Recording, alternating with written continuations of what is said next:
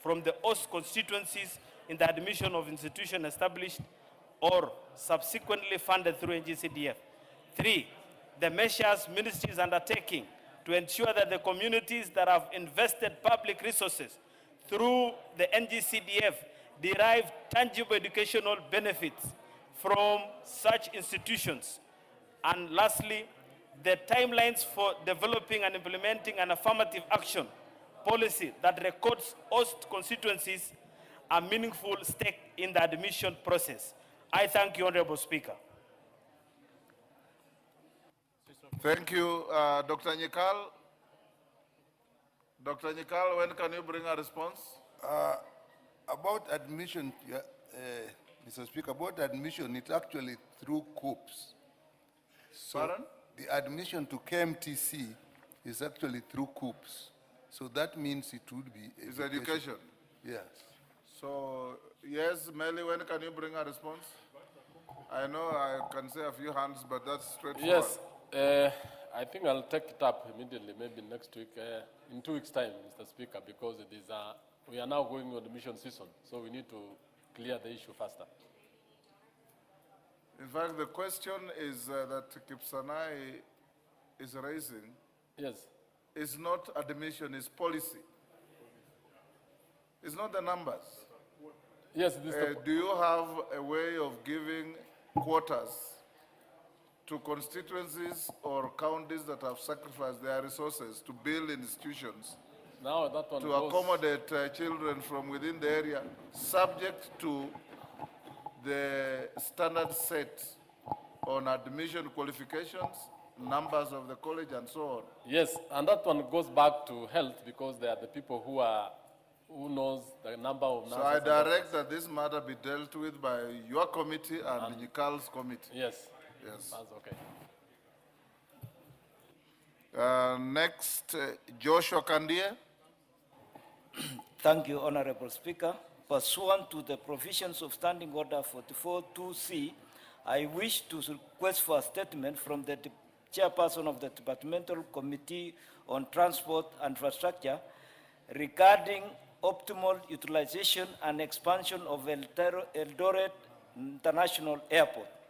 Honorable Speaker, Eldoret International Airport serves both a domestic and international airport, supporting passenger flights and significant cargo operations, especially for agricultural exports. The government has, for the past 2 years, embarked on plans to expand and upgrade the airport to enable it to accommodate large-bodied cargo aircraft, increase cargo payload capacity, facilitate direct export of fresh produce to international markets, and reduce transportation costs currently incurred by exporters transporting cargo to Jomo Kenyatta International Airport. However, the proposed expansion is yet to be implemented, thereby denying farmers, exporters, and businesses the anticipated benefits of the expansion. Honorable Speaker, it is against this background that I request for a statement from the chairperson of the Departmental Committee on Transport and Infrastructure on the following. 1, the current status of the proposed expansion of Eldoret International Airport for both passengers and cargo services, including the funding and timelines for the completion of the runway extension project. 2, the measures being undertaken by the Ministry of Roads and Transport to enhance the airport's cargo handling and other supporting infrastructure to facilitate direct export of agricultural produce and other goods to international markets. And 3, the steps taken to maximize the utilization of the airport for both passengers and cargo services and position it as a regional aviation and logistics hub. Thank you, Honorable Speaker. Thank you. Transport. GK, I saw you enter. Yes. When can you bring a response? Honorable Speaker, will respond in about 2 weeks. 2 weeks? Yes. Thank you. Honorable members, I approved Ken Chonga and Karemba. but you hold your horses. I want to dispose of a few orders on the order paper, then we come back to Karemba, Chonga, and then the responses to statements. So clerk, go to order number 8 and dispose of number 8 up to 15. Order number 8, motion. Report of the Kenya delegation to the 151st Assembly of the Interparliamentary Union and related meetings. Question to be put. Members on their feet, take your seats.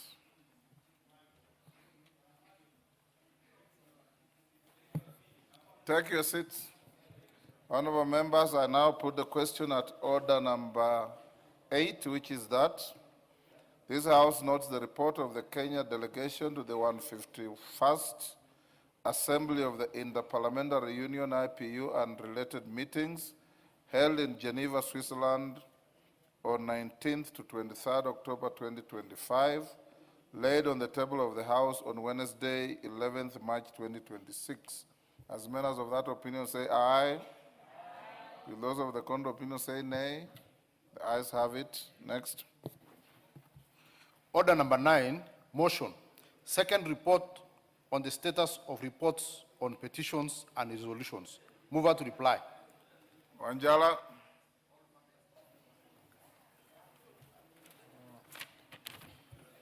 Thank you, Honorable Speaker. First, Honorable Speaker, I want to apologize that this motion came while I was away. I had a relative who had died and I was attending funeral.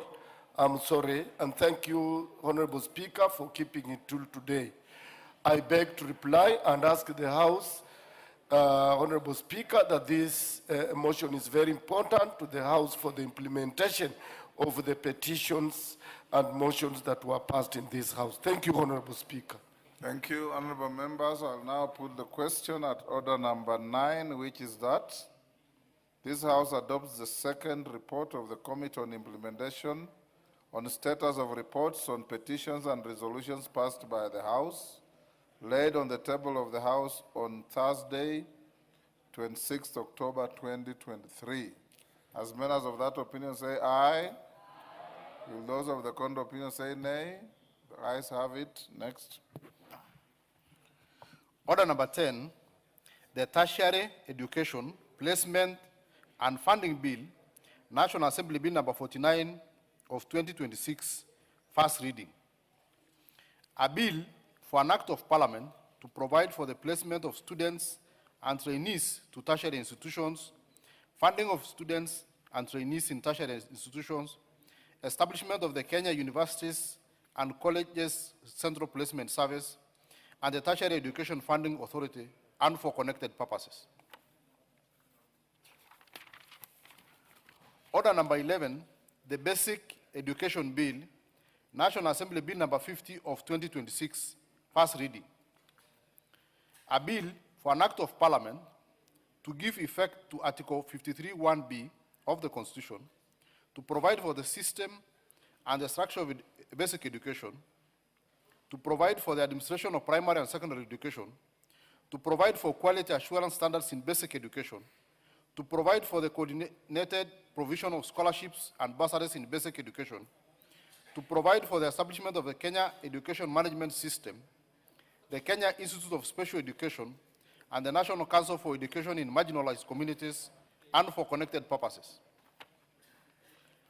Order number 12, the Kenya National Education Assessment Council Bill, National Assembly Bill number 51 of 2026, first reading. A bill for an act of parliament to provide for the establishment, powers and functions of the Kenya National Education Assessment Council and conduct of assessments, and to provide for the repeal of the Kenya National Examination Council Act and for connected purposes.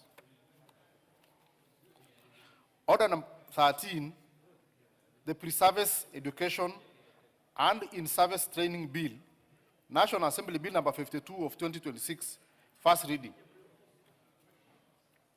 A bill for an act of parliament to provide for a framework of pre-service education and in-service training in basic education and for connected purposes. Order number 14, the Kenya National Qualifications Framework Amendment Bill, National Assembly Bill number 53 of 2026, first reading. A bill for an act of parliament to amend the Kenya National Qualification Framework Act. Order number 15, the Kenya Institute of Curriculum Development Amendment Bill, National Assembly Bill number 54 of 2026, first reading. A bill for an act of parliament to amend the Kenya Institute of Curriculum Development Act and for connected purposes.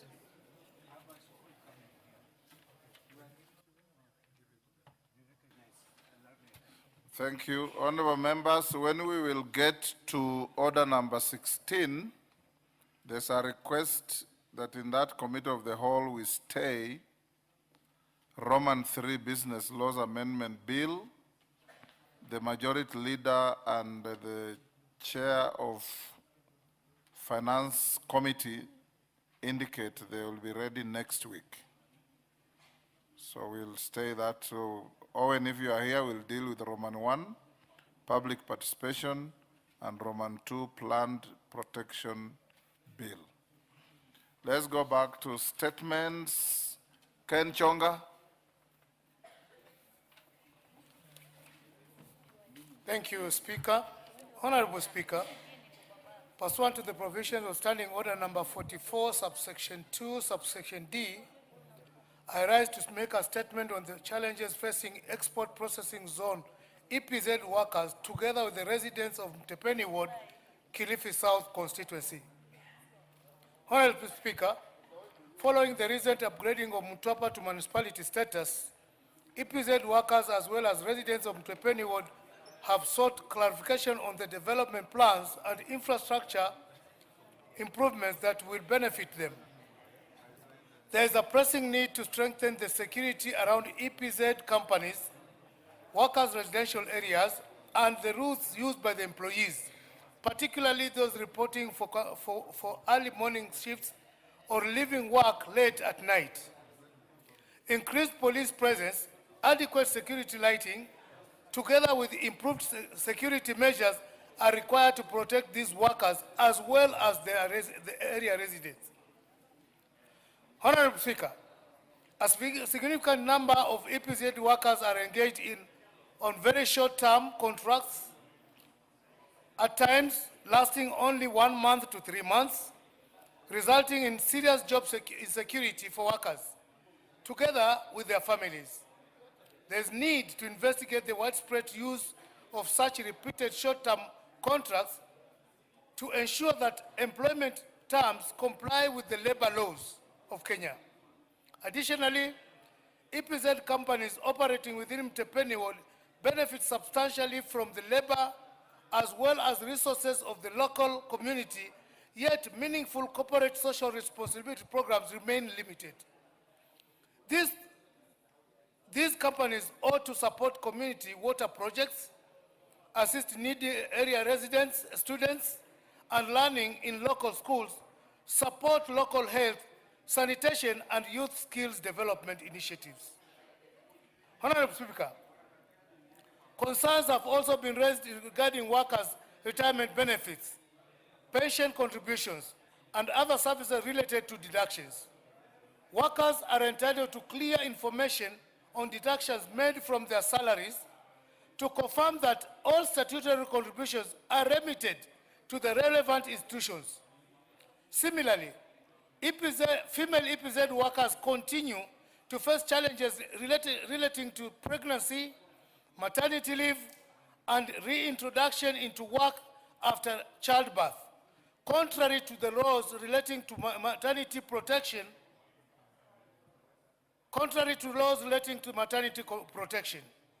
Honorable Speaker, the rising cost of food, housing, transport continues to outpace the wages earned by many EPZ workers. There is therefore need for intervention to ensure that workers receive fair, lawful wages, safe, affordable transport for early and late shifts, as well as access to local employment and technical or vocational training opportunities that equip young people in the area and across the country with the skills required by manufacturing sectors. Honorable Speaker, in conclusion, the welfare of EPZ workers remain a matter of national importance. Central to the government commitment to decent work and fair labor practices. With the support of this House, my Departmental Committee on Labor will continue to engage the Cabinet Secretary for Labor and Social Protection, the National Employment Authority, the Export Processing Zones Authority, and the affected companies to ensure that the labor concerns raised are fully and satisfactorily addressed. I thank you, Honorable Speaker. Yes, Mama Zamzam. Asante sana Mheshimiwa Spika, na mimi niweze pia kuongezea niseme kuwa Mheshimiwa Spika, wafanyakazi wa EPZ wamekaa na matatizo mengi, wanafanya kazi katika sehemu ambayo ni tata sana Mheshimiwa Spika, wanafanya kazi masaa mengi sana na mshahara wao ni mshahara duni sana Mheshimiwa Spika. Mheshimiwa Spika, izingatiwe kuwa kuna wakati pia wale wafanyakazi wa EPZ Mombasa County niliweza kuleta malalamishi yao katika bunge hii Mheshimiwa Spika, na mpaka leo sijaweza kupata majibu mwafaka Mheshimiwa Spika. Unapata hata ile contract ambao wanapewa, mtu amefanya miaka 15 lakini kila baada ya miezi mitatu ama miwili ndio ana renew contract, wakati ambapo kanuni za labor ziruhusu hivi Mheshimiwa Spika. Mshahara ni mdogo, mtu amefanya zaidi ya miaka 20, mshahara wake ni 15,000 na kila baada ya miezi tatu Mheshimiwa Spika anaambiwa awe anaweza ku renew ile contract Mheshimiwa Spika. Wakitoka kazini pia wanatoka kazini usiku, wengine tumepata visa pale ndani ya Mombasa County Mheshimiwa Spika, tumepata visa vya wafanyakazi wa EPZ wamepigwa na wakora, wamekatwa mapanga, security yao iko mbaya sana Mheshimiwa Spika, wakati ambapo pesa ambao wanalipwa pia ni pesa duni. Ukiangalia wengine hata hospitali hawawezi kwenda pia Mheshimiwa Spika kwa sababu ya hali duni. Kwa hiyo na mimi naweza kusema Wizara ya Leba waangalie kanuni na sheria ambazo zimepitishwa katika katiba yetu, zinaangaliwa ili kuweza kuwalinda hao wafanyakazi wa EPZ. Nikimalizia Mheshimiwa Spika, nimeona watoto wangu wa kutoka Nyali Primary, Nyali School wako hapa na mimi kama mama county wao na wakaribisha. You are out of order. The Speaker doesn't know that there is any Nyali in this house until we acknowledge them. Then you can seek Ken Chonga. I just noticed that you are asking for a statement to the committee that you chair.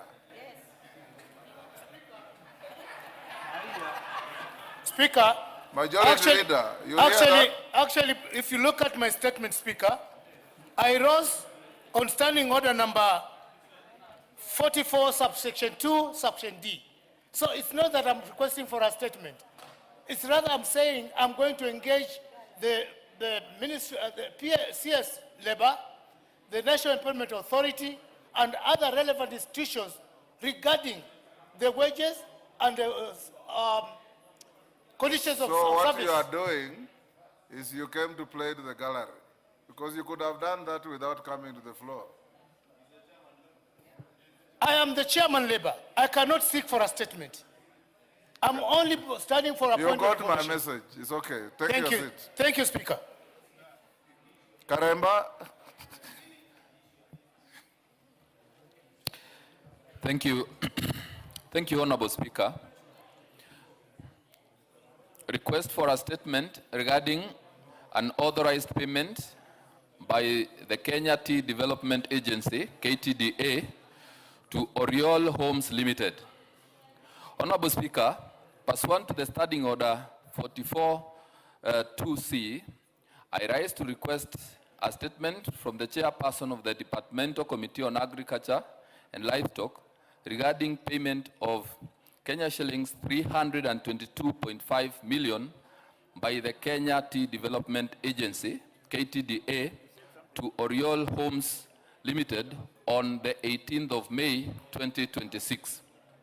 Honorable Speaker, in May 2025, Oriole Homes Limited, a company associated with the Sajiu Group, was awarded a tender to supply 99,000 tons of NPK fertilizer to KTDA under a government-backed subsidy program.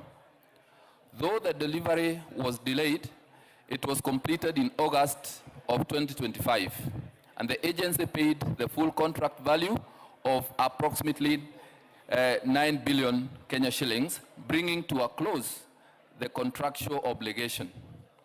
Honorable Speaker, on the 28th of January 2026, approximately 5 months after the fulfillment of the contractual obligation, Oriol Homes Limited sought an additional amount of Kenya shillings 322.5 million, being foreign exchange loss arising from the delivery delays, which it allegedly characterized as force measure. The KTDA board considered the matter and declined to approve the payment. Notwithstanding this position, full payment of the additional amount was subsequently made on the 18th of May 2026. Honorable Speaker, the Directorate of Criminal Investigations has since launched an inquiry, and on the 28th of July 2026, summoned 5 current and former officials of the agency to produce contract documents, board and tender committee minutes, the financial records associated with the tender. Honorable Speaker, it is against this background that I seek for a statement from the chairperson of the Departmental Committee on Agriculture and Livestock on the following. 1. The legal and contractual basis upon which the KTDA paid Oriol Homes Limited Kenya shillings 322.5 million on the 18th of May 2026 after completion and payment of the initial amount contract. 2. The source and budgetary allocation from which the Kenya shillings 322.5 million payment was made, including whether the requisite financial approvals were obtained. And 3, the status of the investigations into the payment of by the Directorate of Criminal Investigations, including whether KTDA and relevant officers have submitted the documents and information sought, and any action taken by the relevant authorities arising from the inquiry to date. I thank you, Honorable Speaker. Dr. Mutunga, when can you bring a response? No joyriders. In 2 weeks, Honorable Speaker. 2 weeks? Yes. Okay, bring your response in 2 weeks.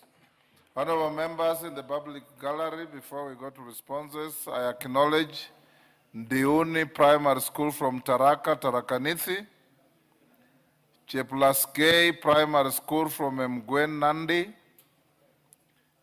MCK Abudhuguchi Boarding from Sendo Ementi Meru, Bikeke Comprehensive School from Kiminini, Trans Nzoia. In the Speaker's Gallery, the Nyali School from Nyali, Mombasa, Sony Complex School from Awendo, Migori, and MM Shah Academy from Muvita, Mombasa. Mama Zamzam, now I give you half a minute to welcome your school Asante and sana. all the others.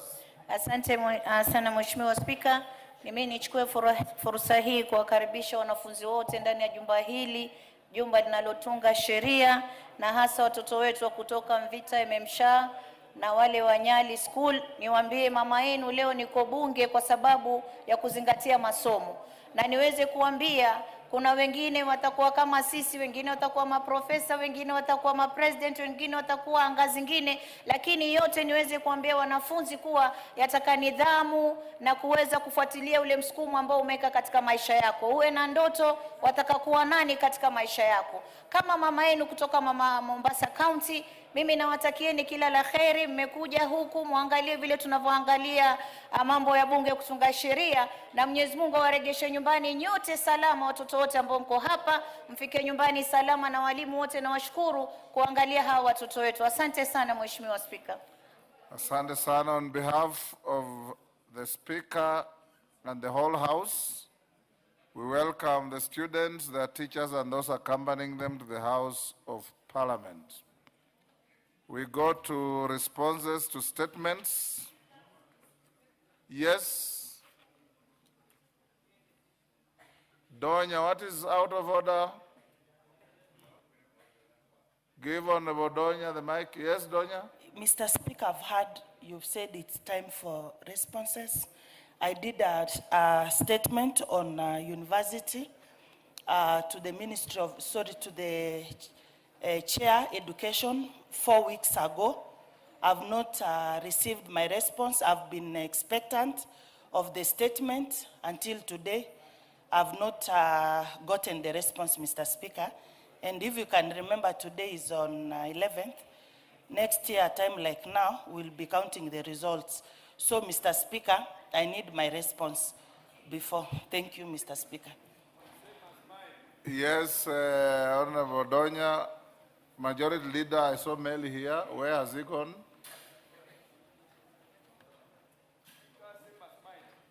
Honorable Meli, is he here? Yes, Karani. Kirima, sorry, I always mistake you for Karani. Wakili, go ahead. Speaker, I also inquired the issue of land gathering and consolidation along the Meru County and the Rakanidi County as pertains to my constituency, whereby we understand that the activity was taking place, and we had inquired from the chairman of Land Committee, and the response has not been done, and the activities are still taking place. We are just holding people from crashes, community crashes. Because we cannot call them tribal crashes because they are the same community. But now, what do we do? Because the statement, the answers have really taken a lot of time. And we were given 2 weeks to have a reply. Now this is the 4th week. Is point made, is Nyamoka in the House? Anybody from the Lands Committee, Majority Leader, tell the Chair Lands to bring a response to Honorable Kirima on Thursday. Okay. And also this week. And also to respond to Donya, that is Meli, on Thursday as well. Okay. This week. Is Chege Njuguna in the House? Honorable Chege Njuguna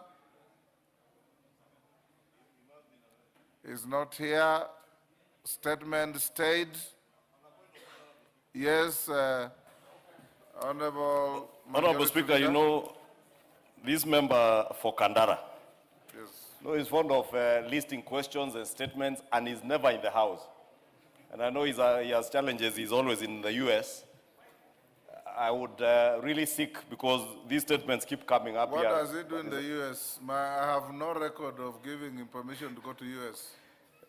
Honorable Speaker, I am certain if we checked our records, the member for Kandara is hardly ever in the House. Hardly. I even wonder who represents the people of Kandara here, as much as they have the women rep who can speak for them. But I would really plead that this statement, instead of deferring it, we just drop it all together. Statement dropped. David Mboni. David Mboni from Kitui Rural. You are in the House. Tongoyo, are you ready with this? Yes. Go ahead.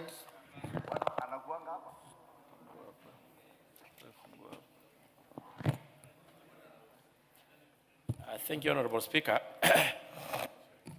I will try to summarize because it's a long one. Honorable Speaker, this is in response to a statement being sought by the said Member of Parliament for Kitui Rural concerning the death of Mr. Joseph Mungau Ilu. And Honorable Speaker, I want to respond as follows. On the 6th February, the Adjutant at National Police College, Embakasi, a campus reported at I should not, this is located at Embakasi Police Station, VIDO bin number 26 of Feb 2026, stating that on the 5th February, Mr. Joseph Mungau, who was an electrician at the college, had allegedly inflicted a throat injury upon himself using a kitchen knife within the campus premises. He was rushed to Nairobi West Hospital for emergency medical treatment, but unfortunately succumbed to his injury while undergoing treatment. Upon receipt of the report, the DCI officers from Embakasi Police Station proceeded to the hospital where they found the body of the deceased, and the scene was documented, and the body was moved to Chiromo mortuary for preservation and postmortem. The detective thereafter commenced the investigation by visiting the scene. The incident, which was examined and documented by the officers from the DCI and were recorded from the 22 witnesses, including police officers, family members, the workmates, and further relevant exhibits, including the kitchen knife, the swabs, and the clothing, which were collected, secured, and preserved as exhibit for further analysis. The preliminary investigation established that Mr. Joseph Mung'ao, the deceased, was an employee of the National Police Service Commission, having been enlisted on the 1st October 2024 and posted to the Administration Police Training College. In June, the deceased was admitted at Lifebridge Comprehensive Mental Health and Rehabilitation Center for 10 days from the 17th June to the 27th, where he was assessed and diagnosed with the alcoholic-induced psychotic disorder. He underwent treatment and mental stabilized before being discharged. His condition subsequently improved, and he reportedly stopped alcohol consumption.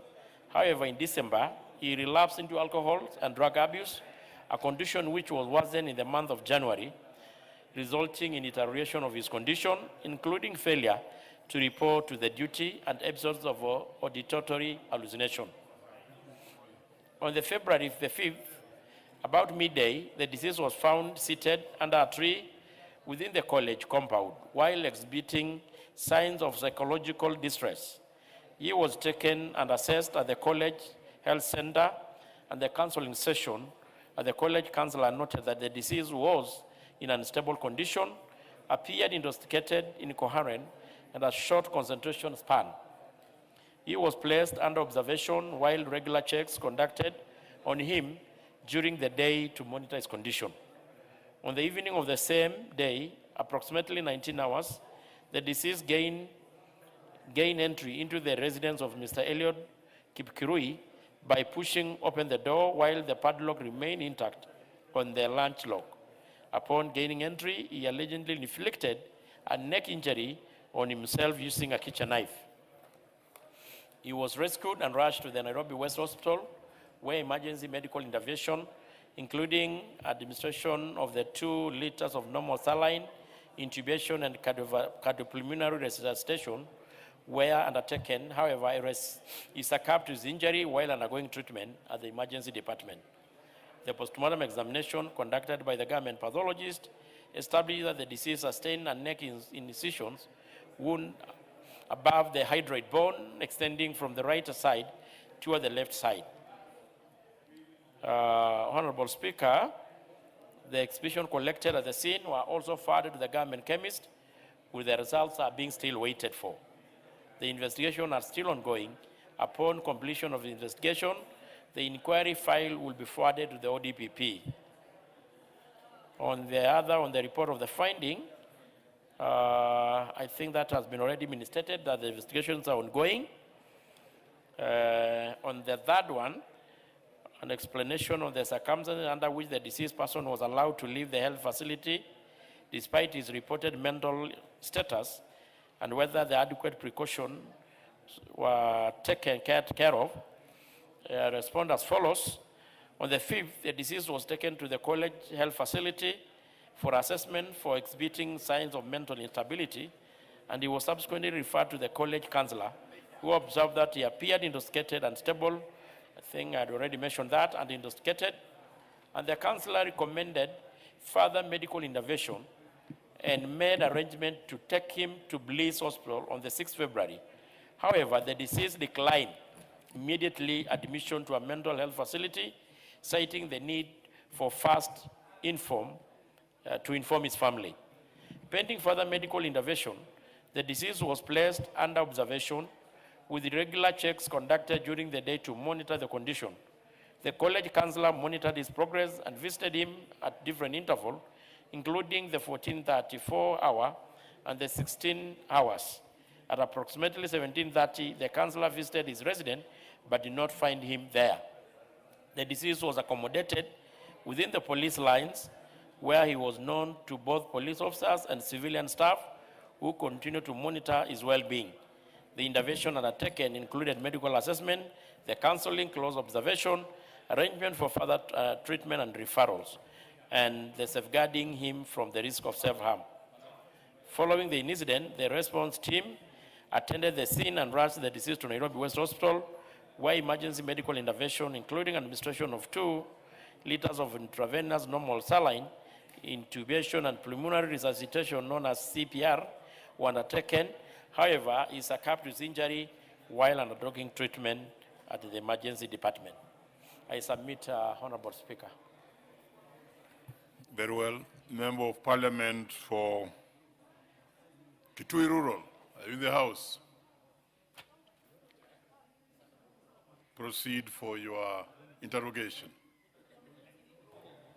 Yeah, thank you, Mr. Speaker. Mr. Speaker, for those who have done econometrics, there is something called multicollinearity problem or issues. When you try to sort out that issue, you generate more issues which are even worse than the issue you are supposed to solve. Mr. Speaker, I have 3 issues which have come from that statement. 1, the statement is alleging that the victim inflicted himself a throat injury using a chicken knife. The first question is, who is this person who is alleging the person inflicted himself the injury? That's the first question.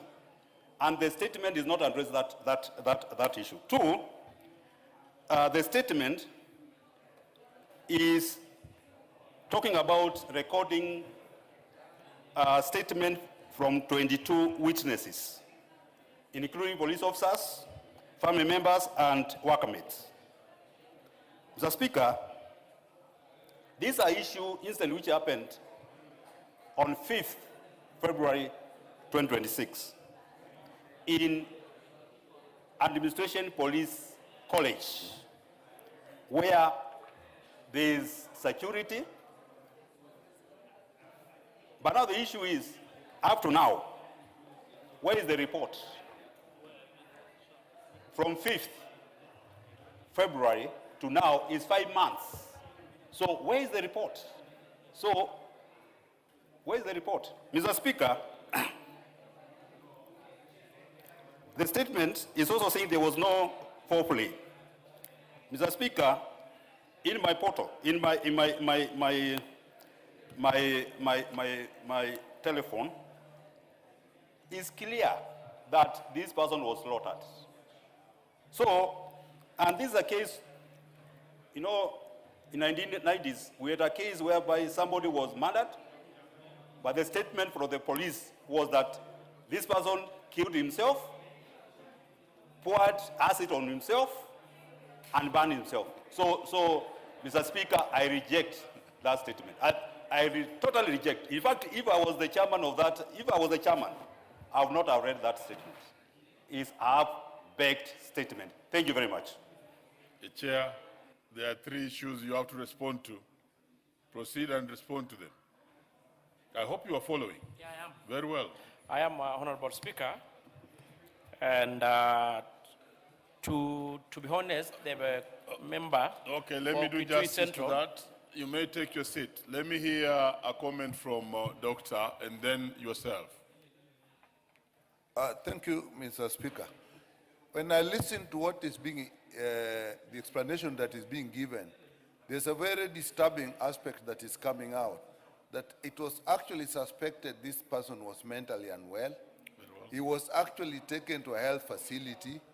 Admission was recommended to an institution where he would be taken care of, and he was not admitted on the grounds that he declined and that his family, until his family is informed, that in itself is actually gross negligence.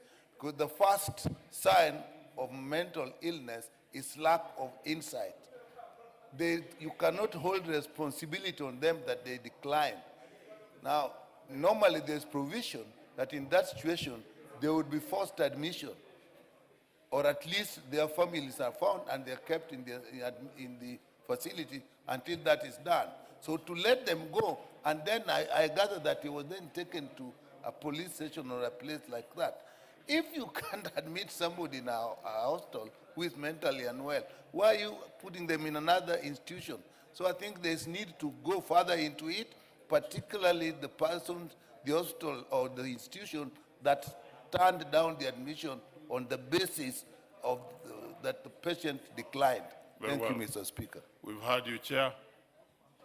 You may now proceed and give your comments on the three issues. Thank you, Honorable Speaker. To my extent, I want to agree that the response given is a little bit very disturbing, because the Member of Parliament showed me the photo in his phone, which purportedly said to be of the victim. But, Honorable Speaker, given the circumstances to which the said victim, that he was mentally disturbed, he was actually in police facilities, I will just beg for patience to wait the investigation to take its due course. I know 6 months is still a little bit long time, but I want to assure the colleague and the family and the country that we are going to get to the bottom of the situation and come back with a satisfactory response in due course. Very well. So you are agreeing it's not fully satisfactory, but investigations are going on. Very well. We may raise that matter there and wait for investigations. Yes, Honourable Member, what is it? Is it on the same? Okay. You are on a point of order. Thank you, Honourable Speaker. I gave in my statement for the whole of last year. I was told to do it on affordable housing again this year. I was promised a response in 2 weeks after recess. I'm not getting any response, so I'm requesting for your intervention. I also did a statement on the issue of internal security, on the issue of the 18 girls that were sent home from Kigajo Training Institute. I was promised an answer 2 weeks after recess, Honorable Speaker. I'm not getting any idea of where the response is. Thank you, Honorable Speaker. We've heard you. Chair Housing. Do you have the Chair Housing in the House? Yes. Any member of that committee? I think Leader, other members, Leader, I'm instructing you to deal with that matter by making sure that the Chair Housing is able to bring the statement. All the members who are in front of me, you are consulting, but a little bit too loud. I was asking the leader to actually get to the Chair Housing for a statement that was sought by the Honourable Member and has never been brought to the House. But on the second matter, we have the Chair Internal Security on the 18 girls. Yes. Could you make a comment on the same? A statement was sought. Yeah, I agree, Honorable Speaker. It's among the several questions we are still waiting for responses from the ministry. We are actually doing our best to see whether we can fast track and get the response in the course of the week. But now I instruct you to expedite quickly so that the statement comes to the House. Now let's move to the next statement, and these are response to statements. This particular one, check it out. It is on frequent power outages and state of electricity infrastructure in Malindi constituency by Honorable Amina Mnyazi MP Malindi. Chair Energy? Yes, Mulanya. Honorable Speaker, I have the response. I don't know if the honorable member is in the House. to receive the response. Is the Honorable Amina Mnyazi in the house? Thank you. She's not in the house. So table the statement. We move to the, yes, just table the statement. She's not in the house. Thank you. Thank you. I'll table. Yeah. We move to the next one. These are response to statements on delayed electricity connection in Malinya area by Honorable Bernard Shinali, Ikolomani. Is Honorable Bernard in the house? Very well. Bernard is in the house. You may proceed. Thank you, Honorable Speaker. I have the response in regard to the question raised by the Honorable Member for Ikolomani in relation to delayed electricity connection in Malinya area.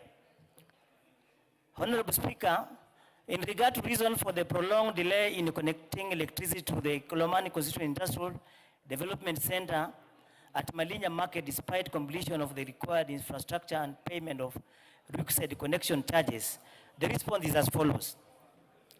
The Micro and Small Enterprise Authority, on behalf of the Constituent Industrial Development Center at Malinya Market, applied for electricity connection under reference E 243-120-21-120-092 and was issued with a quotation amounting to Kenya shillings 1.8 million.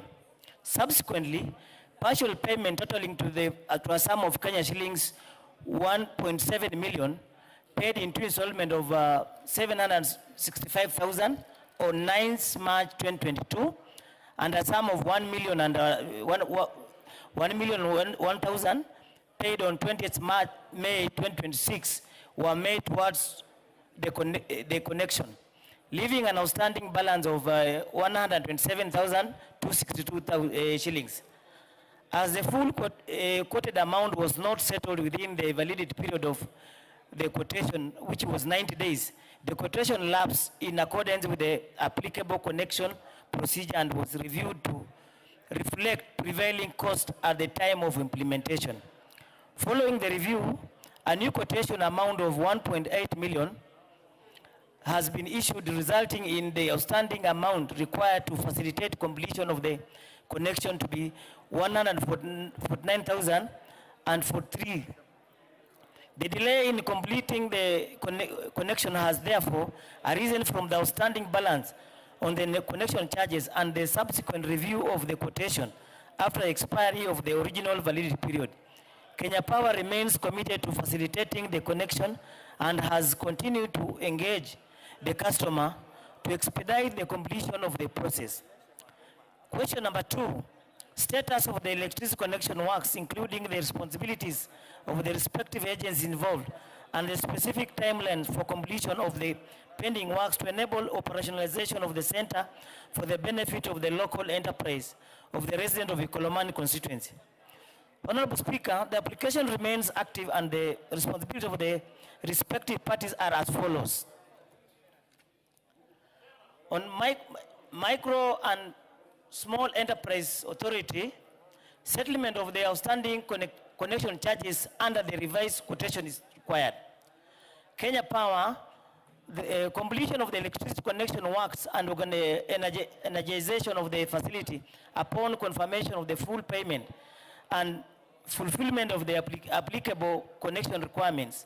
Ministry of Energy and Petroleum and other relevant government agencies continued coordination and support towards operationalization of the facility for the benefit of the local enterprises and residents of the Ikolomani constituency. A revised quotation amounting to a sum of Kenya shillings 1,892,406 shillings was issued on 26th June, and upon settlement of the outstanding balance of Kenya shillings 149,043, Kenya Power will prioritize the completion of the connection and energization of the facility within 28 days. Honorable Speaker, the Ministry and Kenya Power recognizes the importance of the center in supporting industrial development and employment creation and enterprise growth within Ikolomani constituents and are committed to supporting it is operationalization at the earliest opportunity.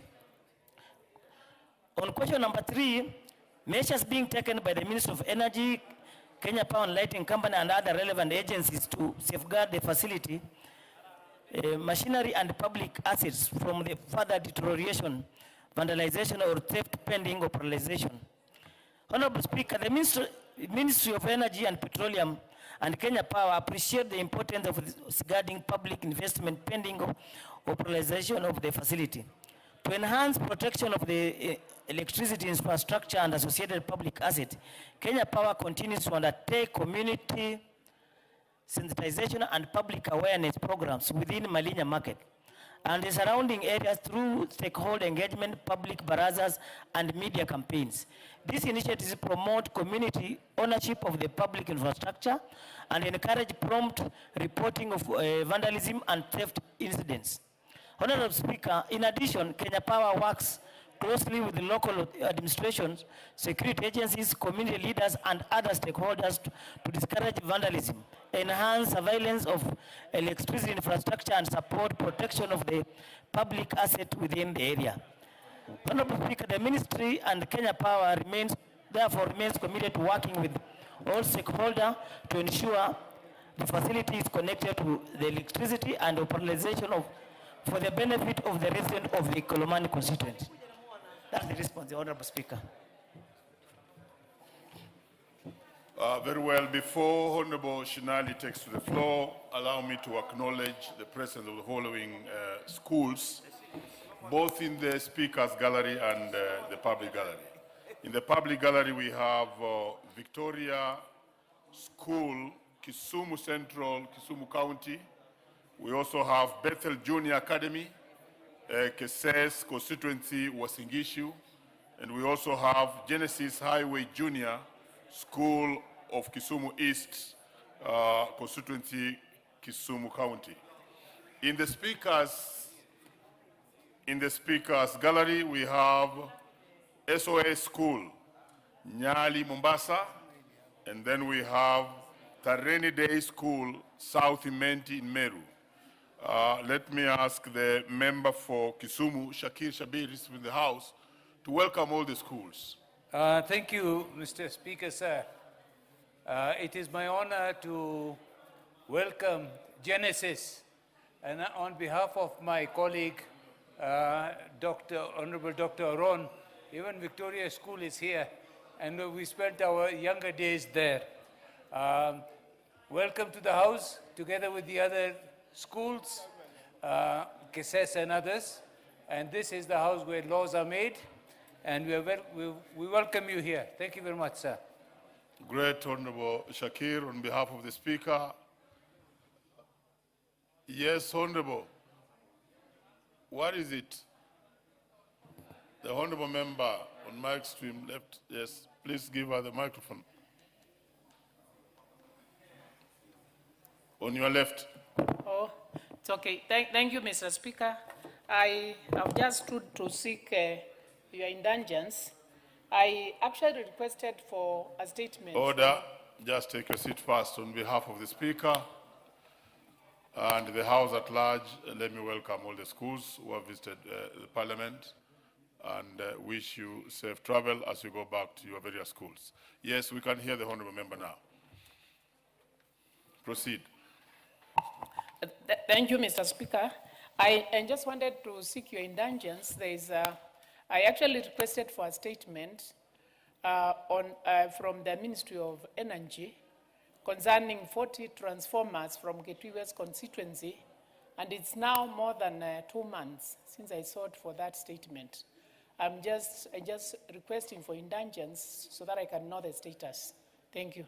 Very well. The chair or the representative of the chair Energy is in the house, and therefore, Honorable Mulanya, when you'll be speaking, when you'll be replying to Honorable Shinali, you may also speak to that matter. Honorable Shinali.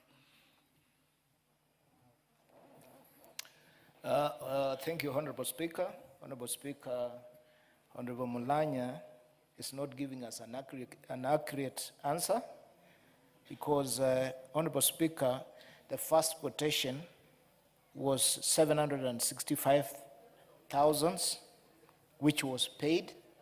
By the time it was paid, it was adjusted with another 1 million shillings, Honorable Speaker. And when the million was paid, Honorable Speaker, they adjusted with 125.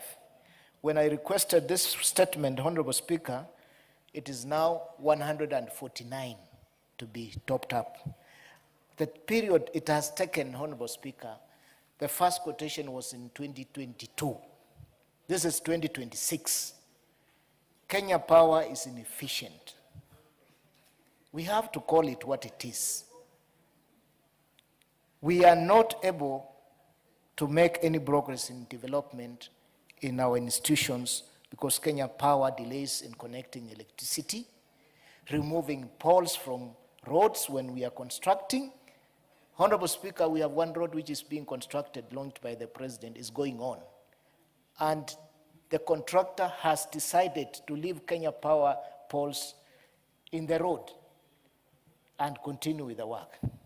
Honorable Speaker, it is time that this House and the executive look into issue of electricity connectivity such that it's no longer a monopoly. Kenya Power is enjoying a monopoly.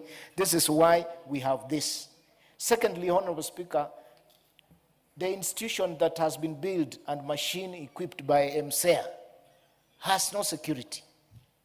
It has been vandalized. If they connected the electricity now, we are not even sure that the machines will work. Honorable Speaker, it is time Kenya Power, when they are paid, they are given limited time within which they should be able to connect power. Honorable Speaker, I call upon the chair and the committee. Honorable Mulanya, I want an accurate answer. I want proper timelines.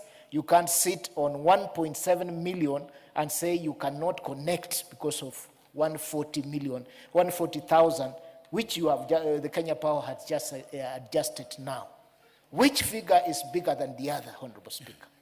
Is it 1.7 million or 140,000? Honorable Speaker, I submit. Mulanya will be dealing with the figures. I hope he's heard you. Let's hear Honorable Maungu. On the same? Yes. Mr. Speaker, thank you. And then you'll follow. For giving me an opportunity to also joyride on what Honorable Shinyari has said. And this is with regard to some inefficiencies being witnessed by Kenya Power. Mr. Speaker, we have programs that were initiated around 2024, connectivity, last mile connectivity. We went to our people, did public participations, and we had many programs, Mr. Speaker. A very good program that was going to uplift connectivity, especially in the western part of this country. But, Mr. Speaker, Kenya Power has been unable to expedite or ensure that this work is done. The President had a very good intention and was very intentional in ensuring that Western Kenya is powered. But Kenya Power is somebody, Mr. Speaker, either inefficiency or lack of it, Mr. Speaker. We reach the Energy Committee to really sanction Kenya Power and know what is the status of the massive electrification program that was to happen in Western Kenya, including Rwanda, where I come from. We went out in 2024 December, Mr. Speaker. This program was supposed to end last year in December. Right now, like in Rwanda, Mr. Speaker, at about 27 projects. Right now, only 17 have been done. What's happening that there's that low uptake? Comparatively with REA has been a bit faster, but Kenya Power kuna shida. Very well. Yes, let's hear Honorable here on the same. Joy Riders, you can take a little. Thank you, Mr. Speaker. I want to join. Overwhelming now. I want to join the two members, Honorable Shinali and Maungu, in actually bringing out the inefficiency in Kenya Power, Mr. Speaker. Mr. Speaker, even the Honorable Maungu is talking about a project as recent as 2024. In my constituency, I have been pursuing 5 projects which were supposed to be implemented in 2019. Mr. Speaker, they gave rogue contractors.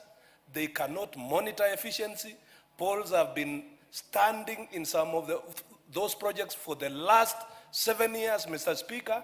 Every time you talk to Kenya Power, They are wishy-wishy. They claim that there is an investigation going on, while REREC, Mr. Speaker, is pushing very seriously, helping members of parliament to implement last-mile electricity projects in their constituencies, Mr. Speaker.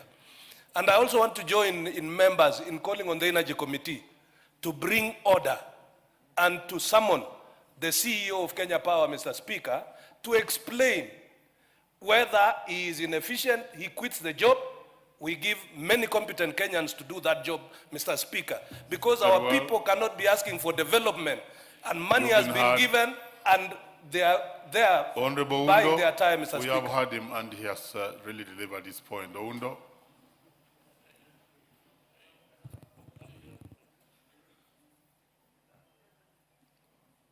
Honorable Undo, yes. Thank you, Honorable right Speaker. now. This issue of last mile connectivity project through Kenya KPLC seems to be a very well-designed scheme to frustrate members of parliament. You remember, Honorable Speaker, and Mheshimiwa Mnyilanya is very much aware that actually this project for Busia was launched in his constituency by the president. And I think it must have been there, was it 2023 or somewhere around there? Honorable Speaker, in my constituency, had about 27 projects. Since then, I've only accomplished 2. It's an embarrassing situation. And then when we say that the government is inefficient, people think we are talking out of nothing. It's practical, every Kenyan can see. How can it take more than 2 years to just complete a small project? How inefficient can a government be? Can we make efforts to make sure this work is completed so that if there is any trace of respectability about this government, we can talk about it. Thank you, Honorable Speaker. Finally, let's hear Honorable there. And then we shall hear Wakili and we conclude with Wakili. Take 1 minute. Thank you, Mr. Speaker. Mr. Speaker, I want to write on what my colleagues have just discussed. Mr. Speaker, in my constituency, Igembe Central, we have anti-poles, some erected, some lying on the roads for the last 3.5 years. And Mr. Speaker, whenever we try to talk to the contractor and the KPLC, they are always giving framed reasons. Last time, they were saying they have imported some cables and other electrical materials, and they have not been exempted from taxes. Mr. Speaker, I think KPLC, they have to come to their, to do what they are supposed to be doing. And I also implore on the Committee on Energy to move fast, because now they are shaming the government. The president comes, declares that I've given this constituency 500 million for electricity, then nothing is happening. We only see the poles, and the community and the people, the supposed users, are just wondering, are we going to be using the poles as electricity? So, Mr. Speaker, it's really embarrassing, and KPLC should wake up. Very well. And finally, Honorable. Thank you very much, Honorable Speaker. No. We were to give Honorable... Oh, somebody that side. Yes. Well, yes. Gishimu. I know you're a senior counsel, but this time it was for Gishimu. Gishimu, proceed. Thank you, Honorable Speaker.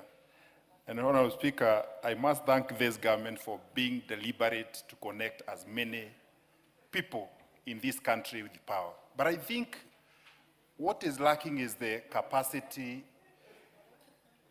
on the contractors that are being given this work. Because money from the World Bank is there for maximization and last mile connectivity. But you find that the contractors that were given this work are dilly-dallying in implementing what the government means well for the Kenyans. And I believe that is an area we need to check. And I believe, I agree with my honorable colleague who has said, we need to have the minister and the CEO implementing the last mile connectivity in this country to come for a Kamukunji in this house. Because I believe money is there, but the implementing agency is going slow. And I believe, like in my constituency, because I'm also speaking for my constituency, I have 8 projects which are just lying, no pole deliveries, no connectivity, though I've been able to connect about 3 or 4. The others, like Emmanuel, Mushongwa, Karido, Gadiro, and Kebore are still lying. And I believe this is an area that requires a lot of intervention and urgency. Honorable Martha, 1 minute. Thank you, Speaker, for your indulgence. And I want to ride on what other members have said, and I support Honorable Gishimu. There is this thing, Mr. Speaker, that the REREC team comes to the ground, does design, requests for paperwork, so they create hope that electricity is coming. Then when it is actually done, Mr. Speaker, they only say out of 100 people that they are going to do 30.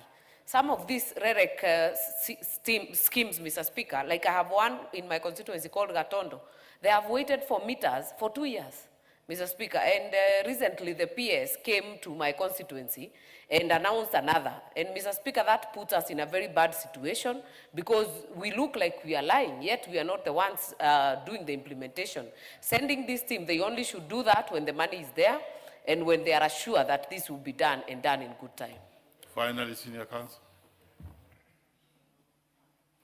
Thank you very much, Honorable Speaker.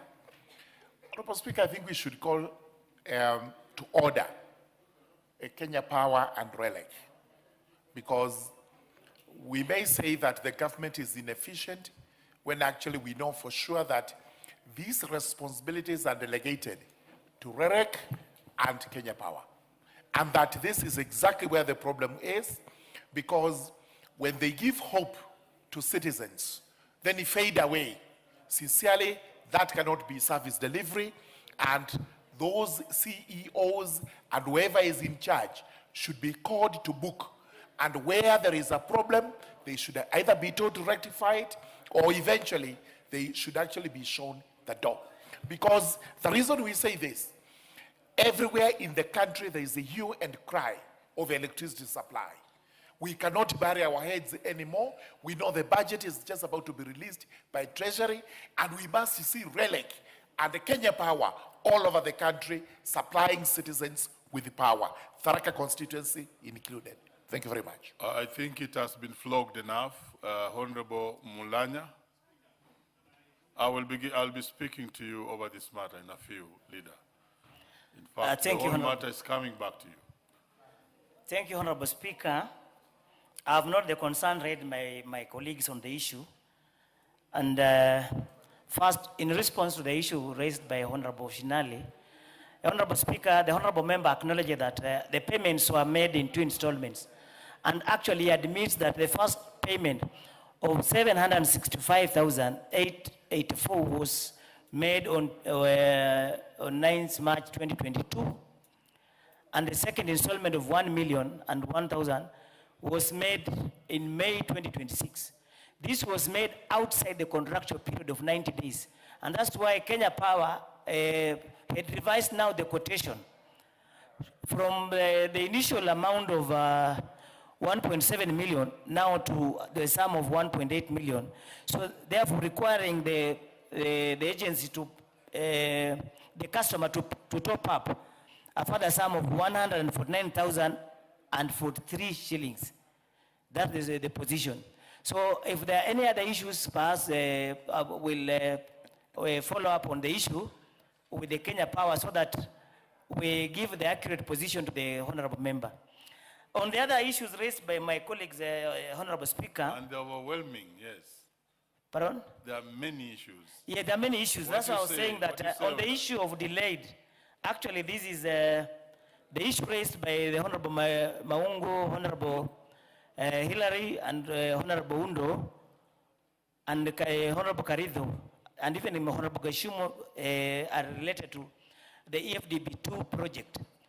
Honorable Speaker, this is an issue that we raised last week with the PS Energy, together with the CEO, Kenya Power, on why these particular projects were delayed. It's not true, as my Honorable Oundo put it, that the project were launched by the President in my constituency in the year 2023. It was actually launched in the year 2025. The true position is that the Kenya Power were experiencing problem with the donor funding element. The donors initially required that all invoices by the contractor be approved outside Kenya, which was in France, and that issue was resolved early this year. Now, the other issue that now was reported to the committee this last week when they had the last meeting was that the contractor was experiencing problem with the supply of electricity poles. We advised the PS to liaise with the Minister for Energy so that the contractor, in terms of contracting for the poles and materials required for this particular project, can be expedited so that this project can be completed. We are expecting a report this week to the committee, so I'm not in a position to give a proper response at this particular moment, because even as a committee, we are concerned about this delay and we are waiting for the response.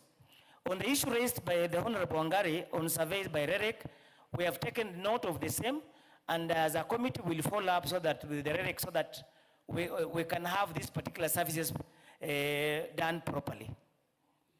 Thank you, Honorable Speaker. Yes, Honorable Shinali, we really must execute and complete this business. Honorable Speaker, I'm totally disagreeing with Honorable Mulanya. I was very clear. Honorable Mulanya is giving misleading information. MCA were issued with a first invoice of 765. They paid. By the time they paid, again, a review was done.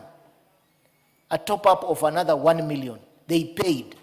And now there is also a review. He's saying it was outside the contractual period. No, that is Now not I'm true. also following. That is not true. Proceed. Honorable Speaker, you cannot pay less the amount of the invoice to Kenya Power.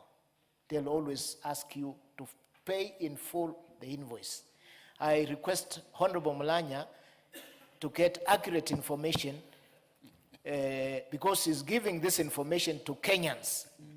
And somehow when Kenyans see this information and they know what they are doing, they know what has happened, Honorable Mulanya, it's second like members of parliament or this house is giving information which is not true. Very well. Leader, are you still there? You wanted to speak to this? Thank you, Speaker. Speaker, the issue of electricity connections and power supply are very key, very crucial, because they take us to Singapore. You know, if we must walk on that path, on that road, drive in that airspace to Singapore, then one of the drivers that we must have is electricity connection and supply. Now we have two fundamental organs, that is REREC and Kenya Power, that are supposed to help us achieve this milestone. But what I see from both REREC and Kenya Power is a lot of inefficiency. And a lot of, because KPLC should be driven by business, because it's now a private enterprise. And every business enterprise is looking at profit.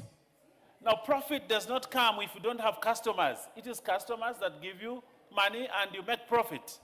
Now, Kenya Power is letting this country down, both the country and themselves, because if they're not connecting, if connections have been done by REREC and they're not providing meters, how then are they expected to make money? Enough money even to give a check to Exchequer, to pay their salaries for their workers and everyone. So I think we probably have the wrong people at Kenya Power that are letting us down, that are letting even the business down. Because you cannot be MD of Kenya Power who is not driven by profit. And profits can only come when we have enough connections. In fact, what I envisage is that Kenya Power should be pushing REREC to ensure all these social power projects are implemented so that they get more customers. But if they don't do that, then I don't understand which business school they went to. I don't. I really don't understand. Because this country must move forward, but Kenya Power must also move forward. Actually, energy companies in this world make more profit than even telcos.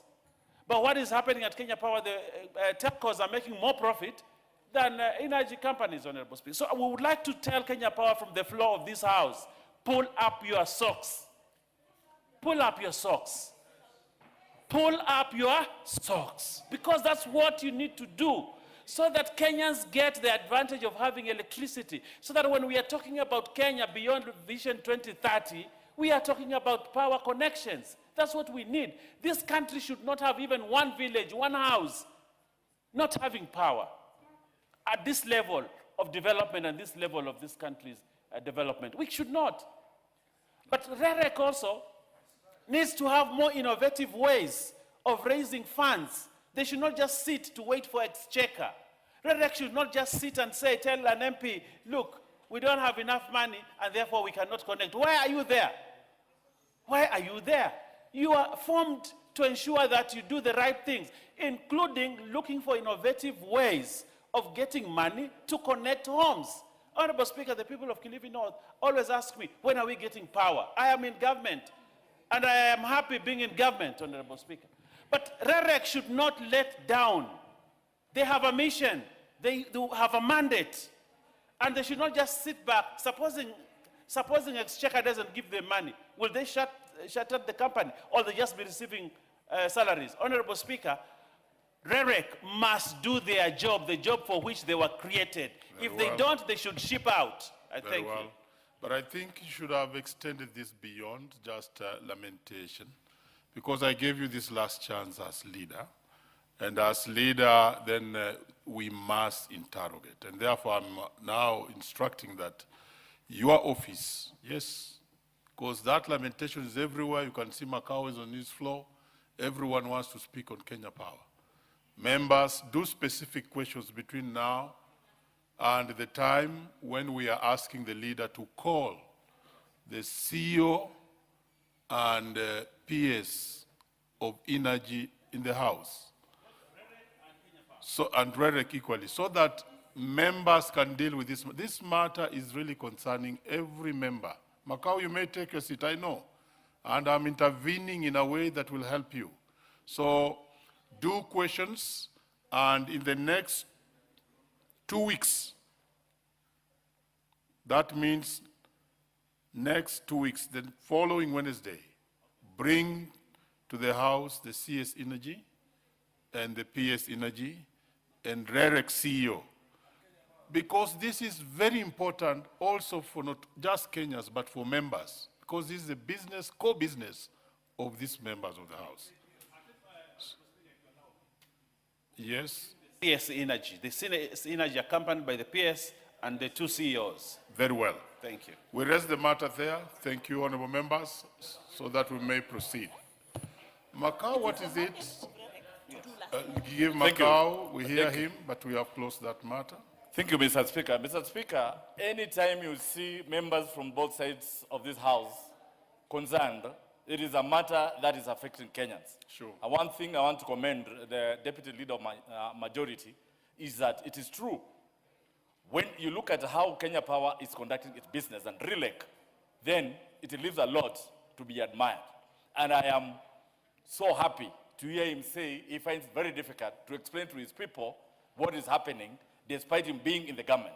One, Mr. Speaker, when the CS and the PS comes to this House, we must now, as a House, align budget of one, we even begin with Ketraco, the transmission of that power, then how it goes to REREC, then how Kenya Power comes in.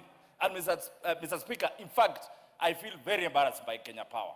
They are totally confused. Even right now, they don't know regions. I have seen them in Joska.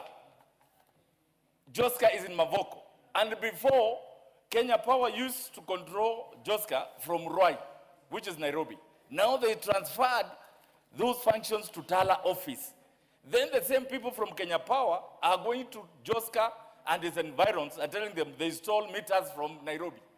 Yet they're the ones who fixed them, they are the ones who sold to them, and they are now disconnecting homes because of their inefficiency. So, Mr. Speaker, I agree with you totally. We need to call the CAs here and the PS and let them tell us how much money they are allocating to those two power agencies, REREC and Kenya Power. Very well. Thank you very much, Mr. Speaker. Very well, members. Don't let yourselves down, and please document what you are now telling me, so that on that day, these comes as specific questions about your constituencies. I'm also affected. I'll be doing the same. Let's move to the next response, and this one is on registration of community groups and community-based organizations by Honorable Joyce Kamene. This is the chair, social protection. Are you in the house? And is Yes. Honorable Joyce in the house? Joyce Kamene, she's in the house, you may proceed. Thank you, Honorable Speaker. The Honorable Joyce Kamene, MP for Machakos County on 17th of June 2026, requested for a statement on the floor of the House regarding registration of community-based organizations.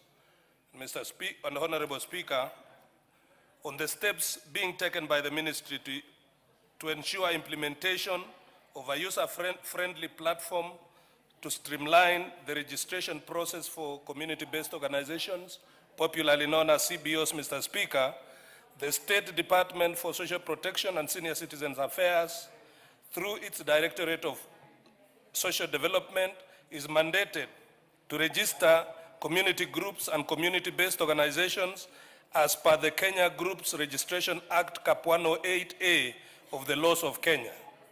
Pursuant to Executive Order number 1 of 2025 and the Government Directive on Digitization of Public Services and mandatory use of e-citizen platform for the government fees and charges, the Directorate operationalized the Community Development Management Information System, CDMIS, as the official platform for registration, management, and oversight of community-based organizations. The CDMIS is integrated with the e-citizen to support online application submission, electronic payment, document verification, and approval processes, Mr. Speaker. However, the system is not yet fully end-to-end, as issuance and collection of registration certificates is still done physically or manually. Despite this, the digitized process have significantly reduced manual handling, improved processing efficiency, and enhanced transparency and accountability. In addition, Mr. Speaker, the State Department has diversified service delivery channels through Huduma centers, where applicants may now apply for registration and collect registration certificates near home. This decentralization of services points have improved accessibility, reduced travel costs for applicants, and brought services closer to communities across the country, Mr. Speaker. To improve usability, the State Department continues to refine the system through simplification of application workflows, reduction of unnecessary data entry requirements, and enhancement of user interface to make it more accessible to users with varying levels of digital literacy. The system is also being strengthened through ongoing enhancements focused on stability, cybersecurity, data integrity, and interoperability with other government systems to ensure reliable and secure service delivery. Overall, Mr. Speaker, the implementation of CDMIS, supported by e-citizen integration and continuous system improvements, has enhanced efficiency, accessibility, and transparency in the CBO registration process. Honorable Speaker, on whether the ministry has undertaken a review of registration process and related costs to ensure efficiency in delivering service to low-income communities and vulnerable populations, Mr. Speaker, the Directorate of Social Development undertook a nationwide public participation during the development of the regulations to Community Groups Registration Act, Capo 8A, the draft Community Groups Regulations, Mr. Speaker. A regulatory impact assessment was also conducted and a statement prepared, since it was noted that provisions of the Act relating to registration of groups would impose significant costs on the community, Mr. Speaker. During this process, stakeholders raised concerns relating to registration requirements, administrative procedures, and the prescribed fees. These views were systematically collected, consolidated, and considered in the review and refinement of the draft regulations to ensure that they are responsive to the needs of community groups, particularly low-income and vulnerable populations, Mr. Speaker. Feedback received from stakeholders and members of the public directly informed the ongoing policy and regulatory review process, with a focus on enhancing registration framework, with a focus on enhancing efficiency, reducing administrative burdens, and ensuring that the registration framework remains inclusive and accessible to all categories of community organizations, Mr. Speaker. The draft regulations have since been finalized and are currently before the Office of the Attorney General for processing prior to publication and eventual submission to Parliament for placement before the Chepkonga-led Committee on Delegated Legislation for approval, Mr. Speaker. This stage is intended to assure legal conformity, policy coherence, and alignment with the broader government framework governing community development structures. Mr. Speaker, the registration fees prescribed in the schedule to the draft regulations are as follows, Mr. Speaker, and it is important for me to mention. For community-based organizations, registration costs will be 5,000 shillings, renewal 500, and replacements 2,500. For self-help groups, Mr. Speaker, registration will be 1,000, renewal 300, and replacement 500. Community project will cost 1,000 to register, Kenya shilling 200 for renewal, and Kenya shillings 500 for replacement, Mr. Speaker. To conduct a name search, for all community groups, the cost is set at 100 shillings per application, which cuts across even the business registration, Mr. Speaker. These proposed fees were determined through review process during the regulatory impact assessment in order to balance affordability for community groups with the need to sustain administrative regulatory functions of the State Department. Mr. Speaker, it is important to note that all payments are made electronically through the eCitizen platform in line with government policy on cashless service delivery. Mr. Speaker, this has enhanced transparency, reduced leakages, and improved efficiency in revenue collection and service delivery. Overall, the review, the review process, Mr. Speaker, has been structured to ensure that the registration framework. Chairman, you know, when a member rises on a point of order, and me being a seasoned moderator, let's hear what is really out of order. Mr. Speaker, I have a lot of respect for the Honorable Chairman. Honorable Mutai is the only person who is guaranteed to have a seat here next year. Mr. Speaker, we have just discussed about Kenya Power, the connectivity. Mr. Speaker, there are CBOs back in your constituency who cannot access to a cyber, who cannot access to power. How can these CBOs apply or pay electronically, Mr. Speaker? You are out of order.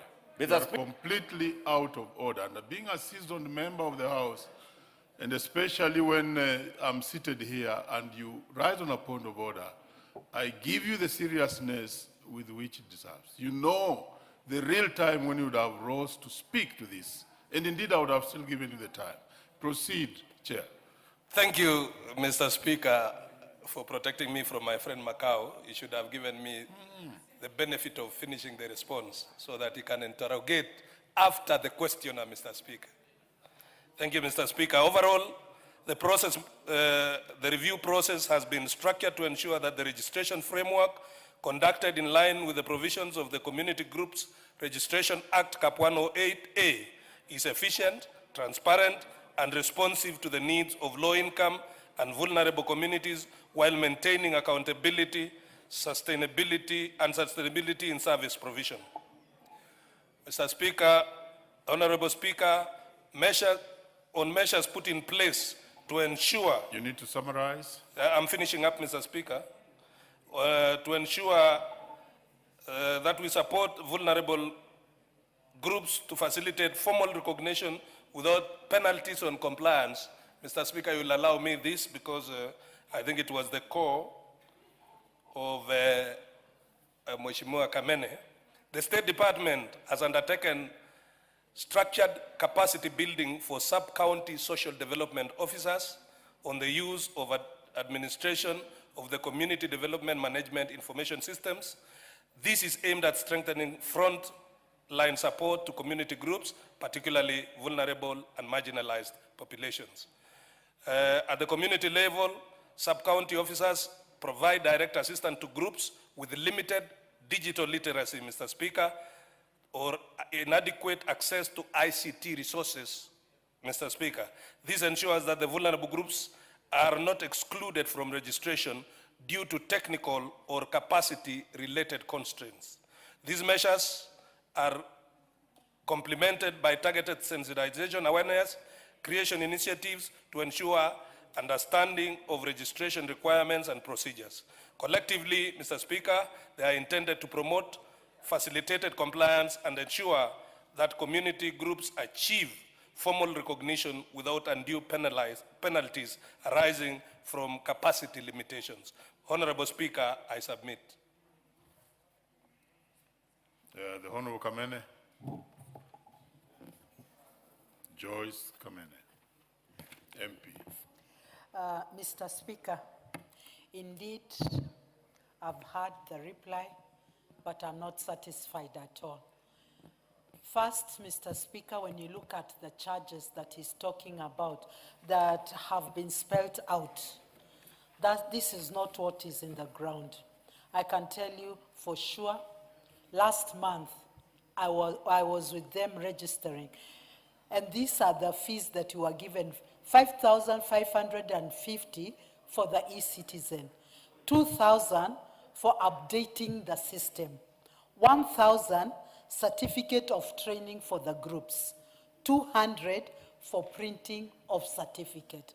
So when you stand here and say that they only pay 5,000, I wonder which is this you're talking about. And as we know, these are vulnerable women who are trying at least to come together and start off their small projects that will empower them. And for them to be recognized, we need to give them at least some special prizes. If it is 5,000, let it be 5,000. Don't bring in these added fees that do not even appear here. And when you talk of them being an e-citizen, I ask myself, women in Lungulweni, to get to the e-citizen, surely, where will they get these services? There are so many areas in Kidhukini. I've been there and they keep asking the same question. Why can't these systems be improved? At least, yes, I know you're trying to improve them, but a lot has to be done. And please, can you find out very well, what are these charges? Because what you've told us is not what exactly. There's a big difference between 8,250 and 5,000. Please, let's protect our women, because we need them to come together to start these activities so that they can support themselves from the grassroots. Thank you, Mr. Speaker. Honorable Macau. Thank you, Mr. Speaker, and I'm sorry for not following the flow of the debate, but however, it really hurt me, and I thought the memory of how Kenya Power has disadvantaged Kenyans really drove me to ask that question. However,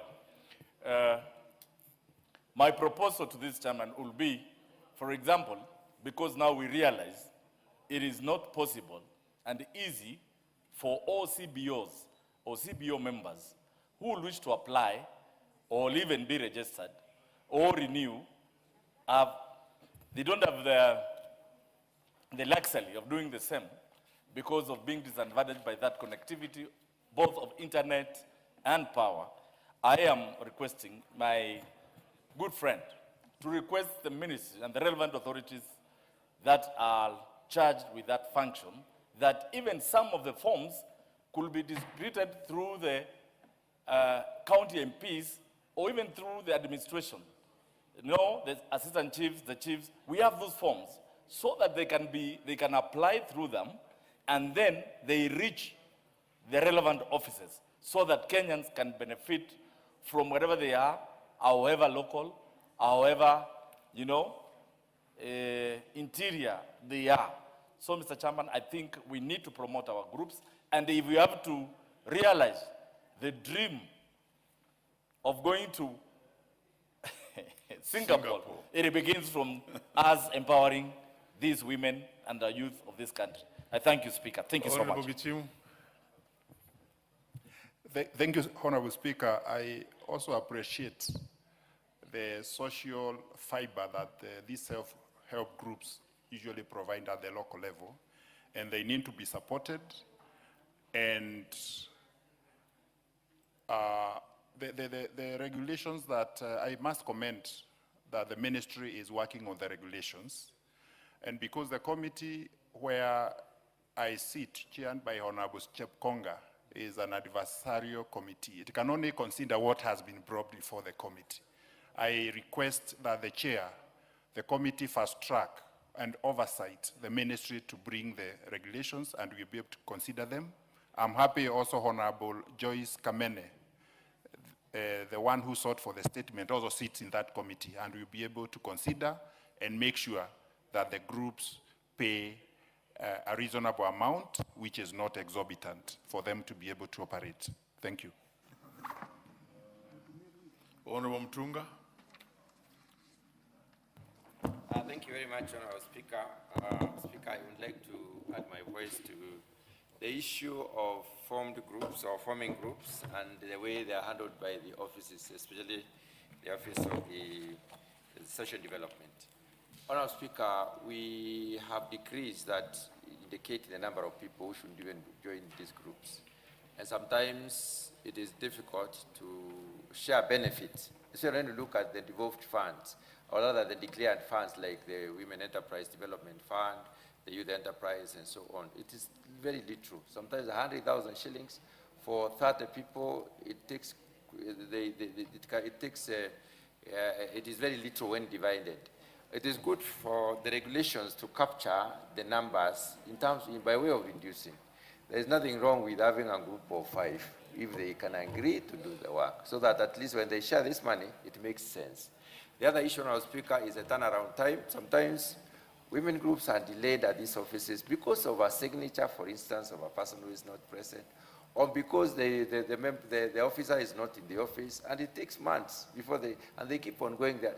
It is important for officers in the offices to realize that people are wasting time to go to these offices. I've had cases in my constituency where officers have deliberately delayed women groups from progressing because they are not available, and it is not right. So it's good to be sympathetic to them. Payments aside, they also need to be proactive and responsive to the women groups. Chair, and as you answer, this was a very good question from Honorable Joyce Kamene, because even in our areas, we don't hear of 5,000, we hear of 7,000. You could also speak to how will it be transmitted back to the constituencies and the lowest level, that those are the costs that should be charged. Proceed. Thank you, Mr. Speaker, and I want to thank the passion of the Honorable Joyce Kamene, because like all of us, Mr. Speaker, we understand that women and all these vulnerable community members are the foundation and engines of economic development at the grassroots level. Mr. Speaker, the charges that I was attributing to are not the charges that the Honorable Joyce Kamene is talking about. I am talking about the charges that have been proposed in the regulations. So what I was reading, Mr. Speaker, could be different from what Honorable Joyce Kamene is saying, because these regulations are yet to come into force. They are currently at the Attorney General's office for processing and then for transmission to Parliament. So when those regulations come to the floor of the House, Mr. Speaker, and they are processed by the delegated committee, this will be the official fees that will be then posted across the country and to remove the brokers who overcharge 8,000, Mr. Speaker. The regulations are intended to clean that space and that mess, Mr. Speaker, where the dubious charges which cannot be accounted for were springing from all over, all corners of the country, Mr. Speaker. And I also want to agree with Honorable Macau, because this thing is connected to power, because power carries the fiber optic. So if we do not take deliberate action to make power available in all corners, this thing will be a deferred dream. And secondly, Mr. Speaker, on the issue of the presence, every so often, Mr. Speaker, we come before the Budget Committee for enhanced resources to make sure that we have sub-county social development officers in every constituency. But, Mr. Speaker, this House, because you know the priorities are going to roads, brick and mortar, while leaving the real engine that is supposed to transform, this sector has always been left.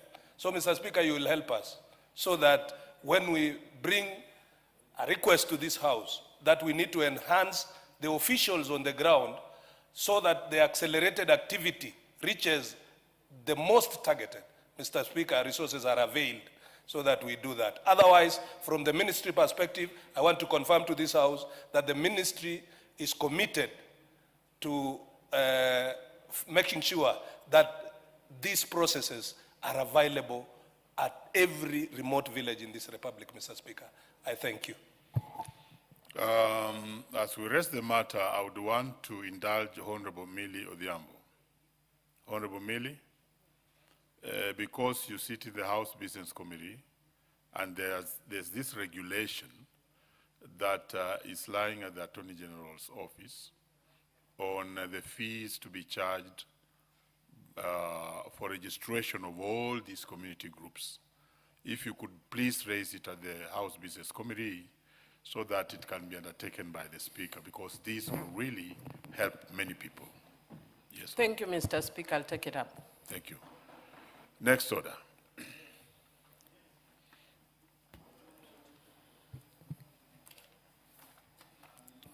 Order number 16, Committee of the Whole House.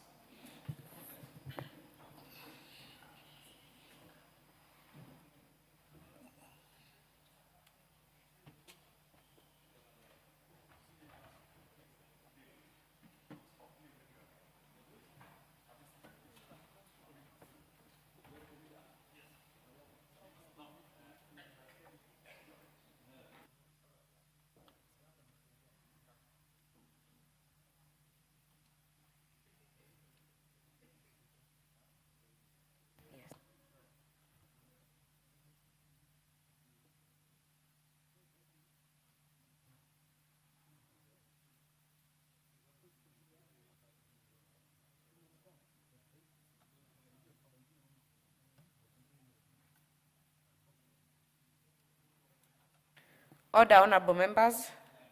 We are now in the Committee of the Whole for the Public Participation Bill, National Assembly Bill number 44 of 2025. Clause 3. I propose the question that clause 3 be part of the bill. There is a proposed amendment. Chair Jailak. It's wrong. Yes, we have it. Thank you very much, Honorable Chair. Honorable Chair, I beg to move that clause 3 be amended as shown on the order paper.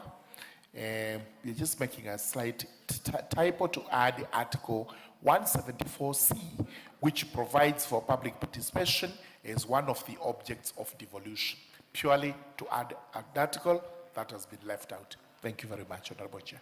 Very well. I propose the question that clause 3 be amended as proposed by the chair.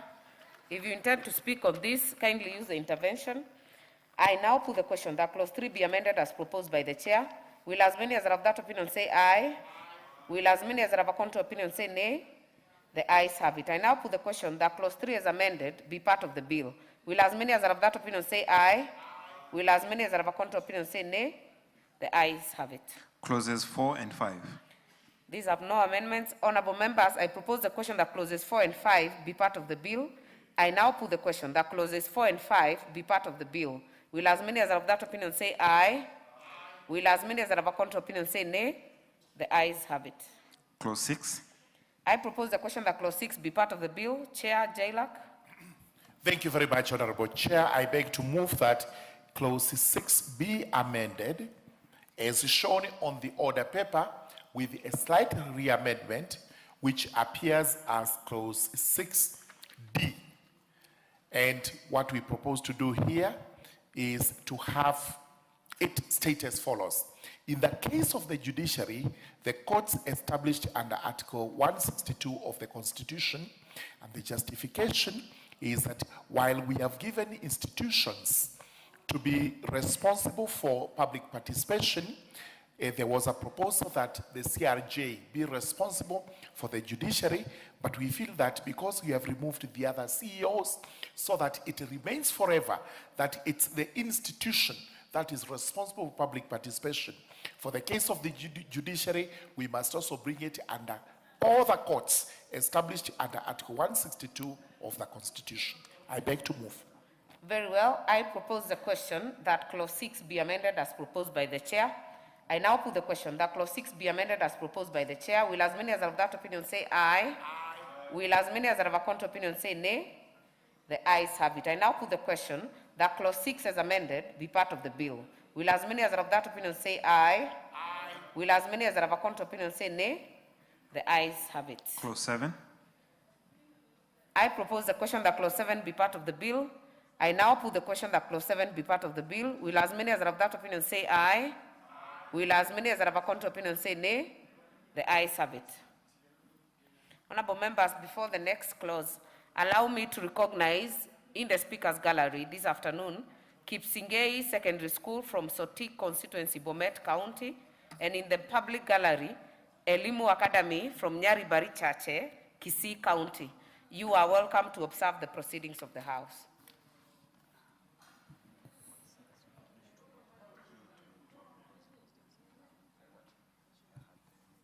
And honorable members, on clause 6, the proposal of amendment by the leader of majority was automatically dropped because it was very similar to the chair's amendment. Clause 8.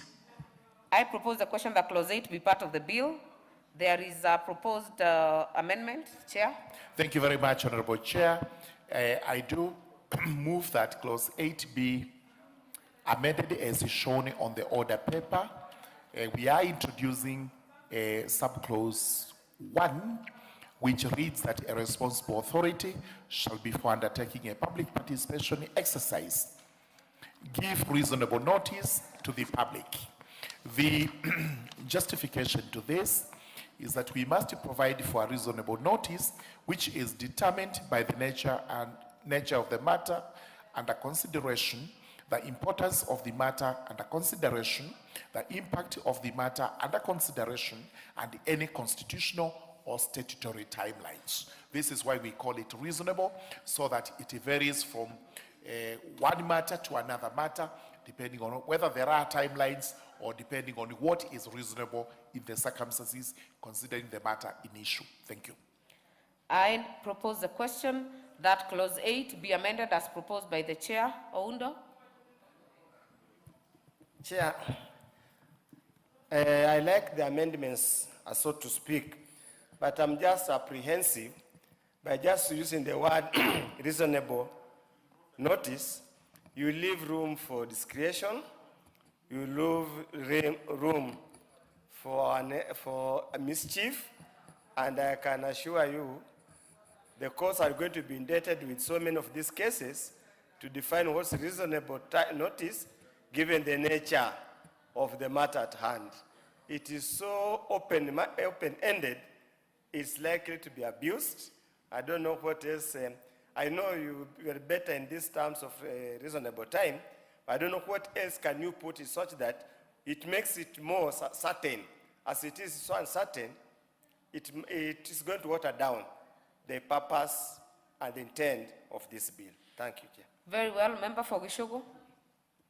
Honorable Chair, I support the amendment because reasonableness is a term that is usually used in law because you may not be able to categorize all the instances whereby public participation is to be undertaken. So it depends on the weight of the matter. And we may not be able to categorize that a constitutional amendment will require this period of time, a statutory amendment will require a referendum, or many other things that we may have to participate. And it's not only in the lawmaking.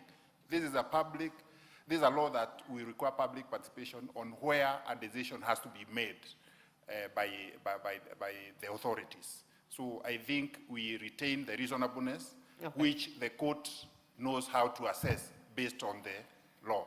Very well, Chair. Thank you very much, Honorable Chair and Honorable Gishimo. Exactly that is what reasonableness means. We would have put a timeline, but the timeline may not be effective because in some cases, we may have a provision that public participation has to be done within a year. Then if we put 30 days, that becomes unreasonable. In other cases, public participation may have to be done within 7 days. If we put 14 days, then again that becomes unreasonable. So the best thing to do is to leave it to the discretion of an arbiter like a judge. When the matter is taken before him, he will consider whether the timelines given were reasonable or not reasonable. Thank you, Honorable Chair. Allow me then to put the question that clause 8 be amended as proposed by the chair. Will as many as are of that opinion say aye? Will as many as are of a contrary opinion say nay? The ayes have it. I now put the question that clause 8 as amended be part of the bill. Will as many as are of that opinion say aye? Will as many as are of a contrary opinion say nay? The ayes have it. Clauses 9, 10, and 11. I propose the question that clauses 9, 10, and 11 be part of the bill. These have no amendments. I now put the question that clause 9, 10, and 11 be part of the bill. Will as many as are of that opinion say aye? Will as many as are of a contrary opinion say nay? The ayes have it. Clause 12. I propose the question that clause 12 be part of the bill. Chairperson Jailak. Thank you very much. Allow me kindly to move that clause 12 be amended as shown on the order paper. This is where we propose to introduce subclause 2, which will read as follows. A responsible authority shall, as soon as is practicable after the conclusion of a public participation exercise, prepare a report. The justification is that we require the responsible authority to report on the outcome of the public participation exercise, which is actually the practice today, whether by parliament, whether by the courts, whether by even the chiefs in their local jurisdictions. They have to prepare a report after public participation so that everybody knows what the outcome is. I beg to move. Very well. I therefore propose the question that clause 12 be amended as proposed by the chair. I now put the question that clause 12 be amended as proposed by the chair. Will as many as are of that opinion say aye? Will as many as are of a contrary opinion say nay? The ayes have it. I now put the question that clause 12 as amended be part of the bill. Will as many as are of that opinion say aye? Will as many as are of a contrary opinion say nay? The ayes have it. Clause 13. I propose the question that clause 13 be part of the bill. This has no amendment. I put the question that clause 13 be part of the bill. Will as many as are of that opinion say aye? Will as many as are of a contrary opinion say nay? The ayes have it. Clause 14. I propose the question that clause 14 be part of the bill. Mover. Thank you very much, Honorable Chair. I beg to move that clause 14 be amended as shown on the order paper with a slight amendment which would read, or which is an addition, with the following words, and may include simplified versions of the documents where appropriate. The entire clause now will read, a responsible authority shall facilitate the public with prior access to the documents relating to the matter under consideration in a public participation exercise and may include simplified versions of the documents where appropriate. The rationale is to provide for prior dissemination of information and simplified versions of the information to promote meaningful and effective public participation. Exactly that. I beg to move. Very well. I propose the question that clause 14 be amended as proposed by the chair. Ishimu. Honorable Speaker, I support, actually this provision will prevent a situation whereby the participants in a public participation would be ambushed with information in which they are supposed to make contributions. I support. Very well. I now put the question that clause 14 be amended as proposed by the chair. Will as many as are of that opinion say aye? Will as many as are of a contrary opinion say nay? The ayes have it. I now put the question that clause 14 as amended be part of the bill. Will as many as are of that opinion say aye? Will as many as are of a contrary opinion say nay? The ayes have it. Clause 15. I propose the question that clause 15 be part of the bill. Mover.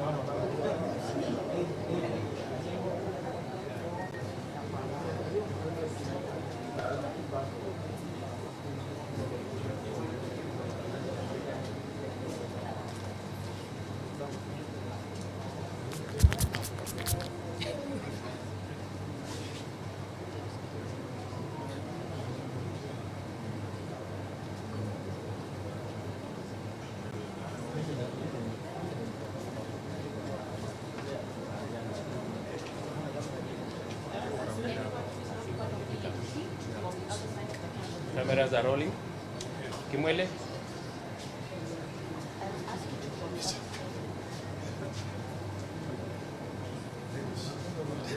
Bwana, tunaonekana wazi bwana. Hebu tusome kidogo. Habari zenu? Can I have my reading glasses? Glasses? My reading glasses.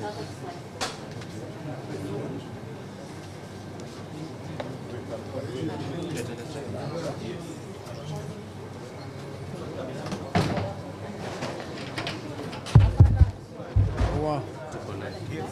Uko live? Asante.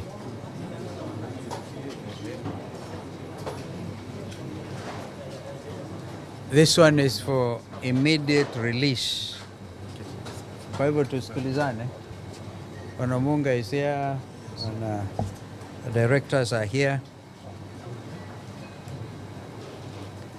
This afternoon, ladies and gentlemen, I visited the offices of the East Africa Tea Trade Association, IATA, here in Mombasa, where I held candid and constructive discussions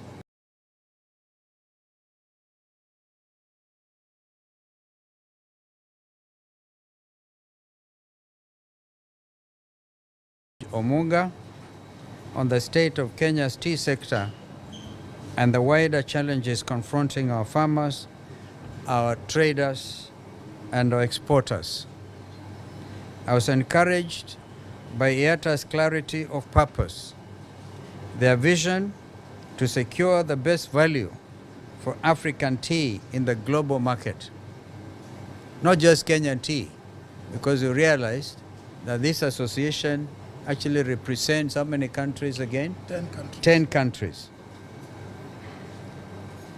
Their vision is one that speaks directly to the aspirations of the more than 1 million Kenyan households whose livelihoods depend on this crop, from the smallholder farmer in Kericho and Nyamira to the auctioneer and broker here at the Mombasa Tea Auction.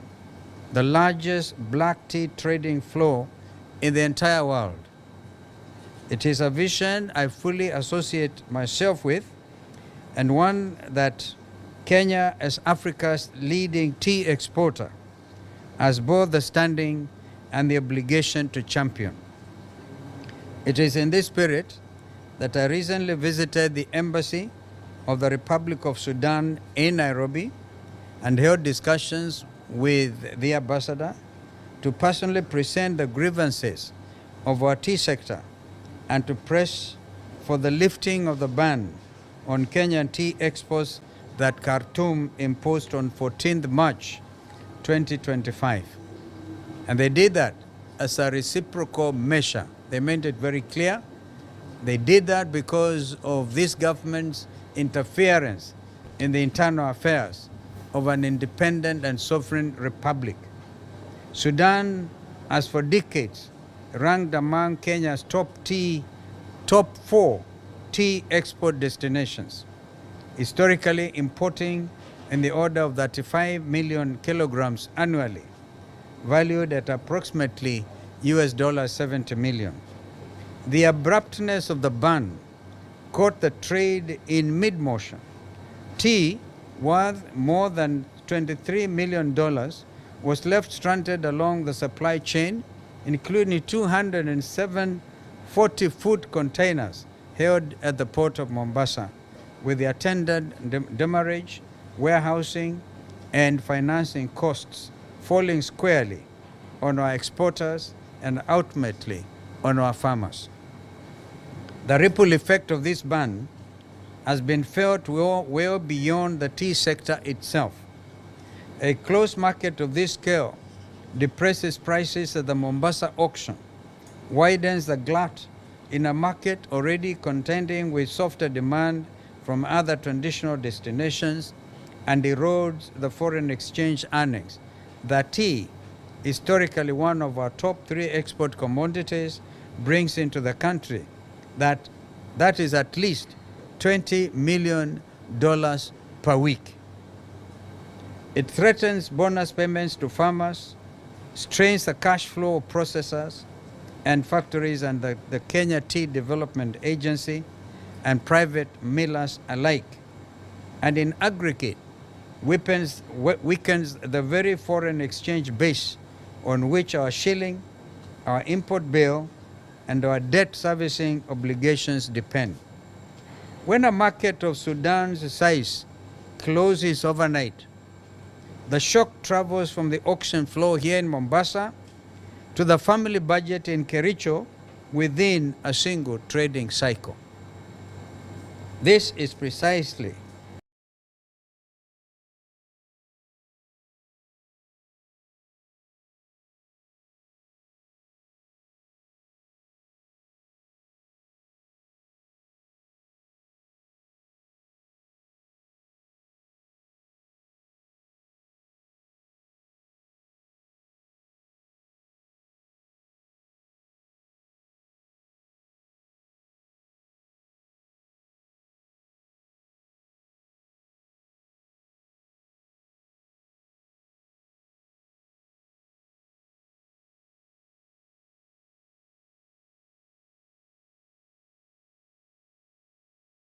necessary, but actually it cannot be conducted. For example, in the cases of emergencies, or in the cases of tragedies, or in the cases of plagues that may be there for the country. Thank you. I beg to move. Very well. Allow me to propose the question. I propose the question that the new clause 20A be now read. Tea, our coffee, and our horticultural value chains.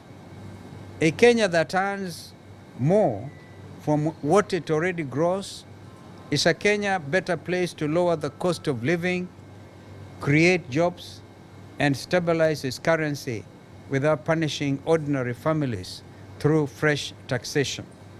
On taxation, I gather, for example, that every container coming into Mombasa by the county government, they have to pay 7,000 shillings before they are placed in the warehouse. And when the same container moves to the seaport, they also pay 500 shillings. Look at that cost. That's why I keep on saying Kenya is the most overtaxed nation anywhere in the world. We're overtaxed by the central government, if you like, the national government, and even our devolved units. And we can maybe begin to understand why Kenyans are feeling poor. Do you know that over 20 million Kenyans now, in the last 1 or 2 years, have fallen below the poverty line? I wish to thank the leadership of IATA for their frankness and for the confidence they have placed in this engagement.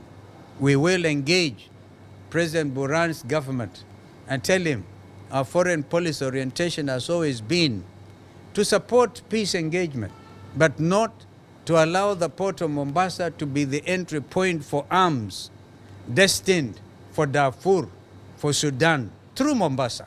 This is what this Ruto administration has actually been doing, and therefore creating enemies for ordinary Kenyans who would otherwise want to have good neighborliness and within the framework of our regional organizations. Sudan is a member of IGAD.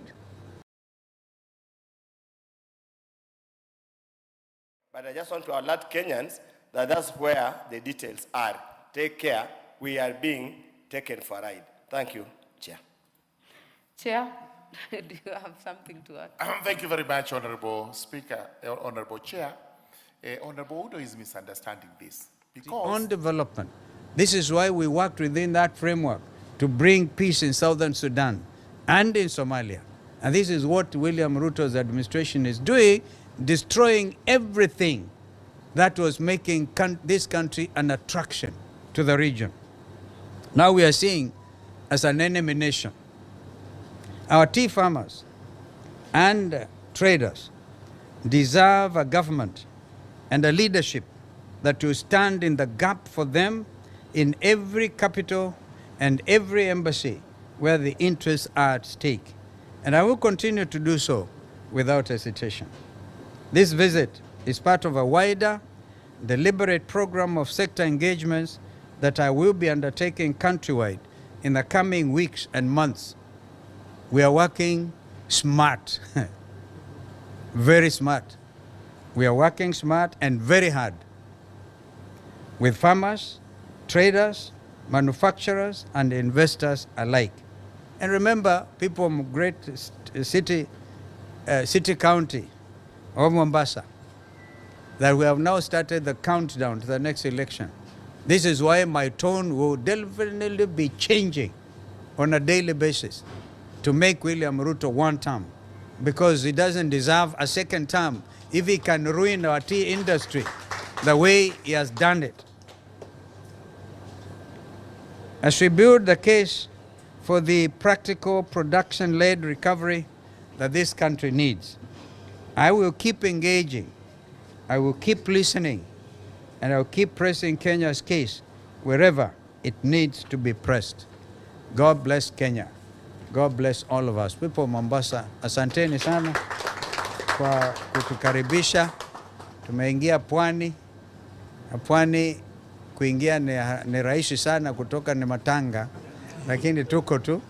We'll also be attending the Law Society Conference, which is an annual event held every time in the southern coast in Diani. But we'll also be engaging in the next few days with the people of Coast Province. Originally the Coast Province. But we know these people, like other people in every part of the corner, are shouting, Ruto must go. And Ruto is one term.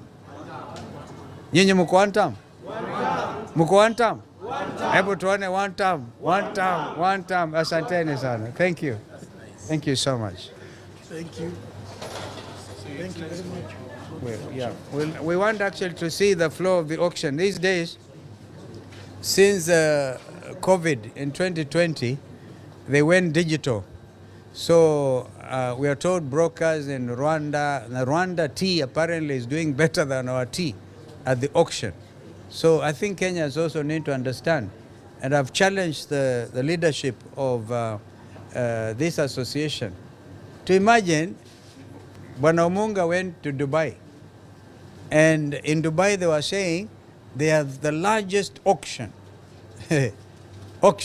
for tea, where they're handling, is it 90 million? 65 million. 65 million kilograms of tea. And Mombasa has been handling 900 million kilograms of tea.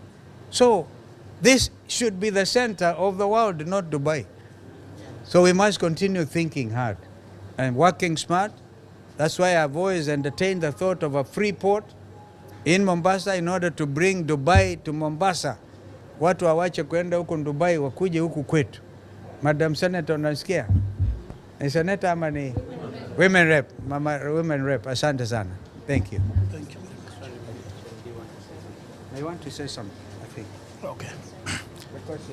Thank you very much. Today we were privileged to host His Excellency Mheshimiwa Stephen Kalonzo Musyoka. He is a diplomat, and because we had a market challenge in Sudan, we did engage, and he took us to the embassy of Sudan, where we managed to have a very productive engagement with the ambassador of Sudan. And it is important to note that Sudan was the 4th largest importer of Kenyan tea, and Sudan was buying over 35 million kilos. And in the embassy, we were told by the ambassador that the 35 million kilos was understatement. They do consume tea when they're happy and when they're sad. And we look forward, through the support of His Excellency, Mheshimiwa Stephen Kalonzo Musyoka, to help us open this market. Because of the good name, because of the respect that is created in the region, that the regional leaders give him, we believe that with his support, we are able to recapture that market and open that market for the Kenyan tea and improve the livelihoods of millions and millions of smallholder tea farmers in Kenya. Thank you. Asanteni sana. Thank you. Asante, nawashukuru sana. Kwa hivyo tuko nyumbani. Asanteni.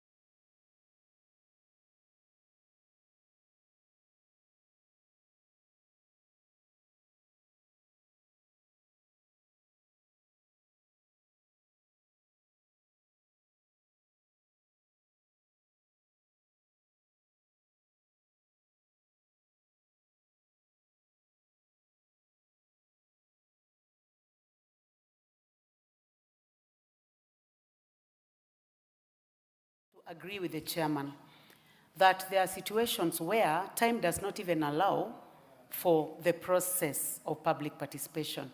So there are situations where this can be allowed, that the court can make a decision that this does not happen. So Chair, I support the chairman. Owen, were you on this? Finally? Thank you. I have so many mics. Thank you. Chair, I just want to address this issue and tell the Honorable Oundo, you know, I wouldn't be worried if you drive on the principle that the Constitution is always supreme. And that is a very important concept, and I'm happy that you're listening. Very important concept, such that if this law offends the Constitution reigns supreme. And therefore, you should be little worried about this. The High Court may avoid a public participation exercise conducted in willful violation of the provisions of this Act. But this Act is inferior to the Constitution. And therefore, I think the amendment that the Honorable Sir George Best is trying to make is actually in tandem with what is constitutionalism. And therefore, I think we just need to support it and move forward. Honorable members, allow me then to put the question. To put the question that new clause 20A be now read a second time Will as many as are of that opinion say aye? Will as many as are of a contrary opinion say nay? The ayes have it. I now propose the question that new clause 20A be part of the bill. I now put the question that the new clause 20A be part of the bill. Will as many as are of that opinion say aye? Will as many as are of a contrary opinion say nay? The ayes have it. The leader of majority's amendment was similar, so it falls automatically. Clause 2. I propose the question that clause 2 be part of the bill. There is a proposed amendment, Chair. Yes, thank you very much, Honorable Chair.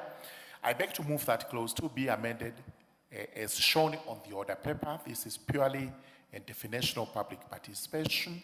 And what we want to do is remove the word involving, appearing immediately after the word's process of, and substituting, therefore, the word engaging. And in our view, engaging looks a better terminology than involving, because it is calling upon people to interact with them, and then you arrive at a decision. Purely semantics. We feel engaging is actually better than involving. I beg to move. Very well. I propose the question that clause 2 be amended as proposed by the chair. Oundo. No, Sir Judge is my friend. For this, I agree with you totally. You see, as Linda Mwananchi, we engage the people on daily basis. So now when you use the word engagement, it warms my heart. Thank you. Very well. I now put the question that clause 2 be amended as proposed by the chair. Will as many as are of that opinion say aye? Will as many as are of a contrary opinion say nay? The ayes have it. I now put the question that clause 2 as amended be part of the bill. Will as many as are of that opinion say aye? Will as many as are of a contrary opinion say nay? The ayes have it. Title. I propose the question that the title be the title of the bill. You even have an amendment for the title. Okay, Chair. Thank you very much, Honorable Chair. We do have an amendment proposed for the title. It's called the long title of the bill. And we have shown it on the order paper, and I move that it be amended as shown on the order paper. What we are doing is purely to provide for Article 174C to be included in the long title. Your recollection would be that we had Article 174 introduced in one of the amendments in here, and this is why we wanted to have it amongst the other articles that are in the long title. I beg to move. You introduced it at clause 3. I therefore propose the question that the title be amended as proposed by the chair. I now put the question that the title be amended as proposed by the chair. Will as many as are of that opinion say aye? Will as many as are of a contrary opinion say nay? The ayes have it. I now put the question that the title as amended be part of the bill. Will as many as are of that opinion say aye? Will as many as are of a contrary opinion say nay? The ayes have it. Clause 1. I propose the question that clause 1 be part of the bill. I now put the question that clause 1 be part of the bill. Will as many as are of that opinion say aye? Will as many as are of a contrary opinion say nay? The ayes have it. Honorable members, we have come to the end of this committee for the Public Participation Bill, National Assembly Bill number 44. Mover, can you move report? Can you move reporting?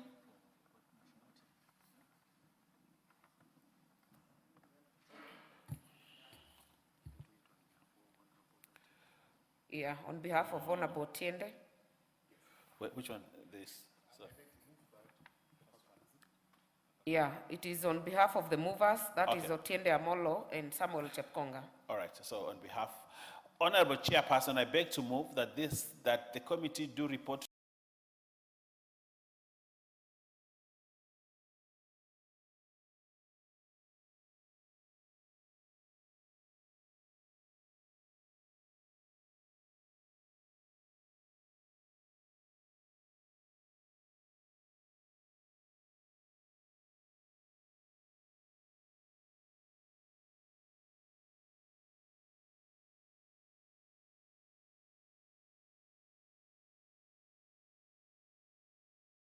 us to deal with the bill, the Plant Protection Bill.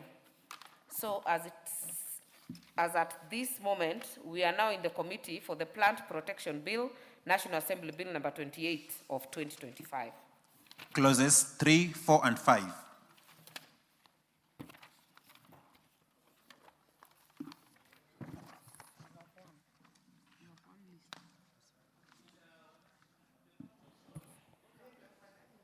Order, members. I propose the question that clauses 3, 4, and 5 be part of the bill.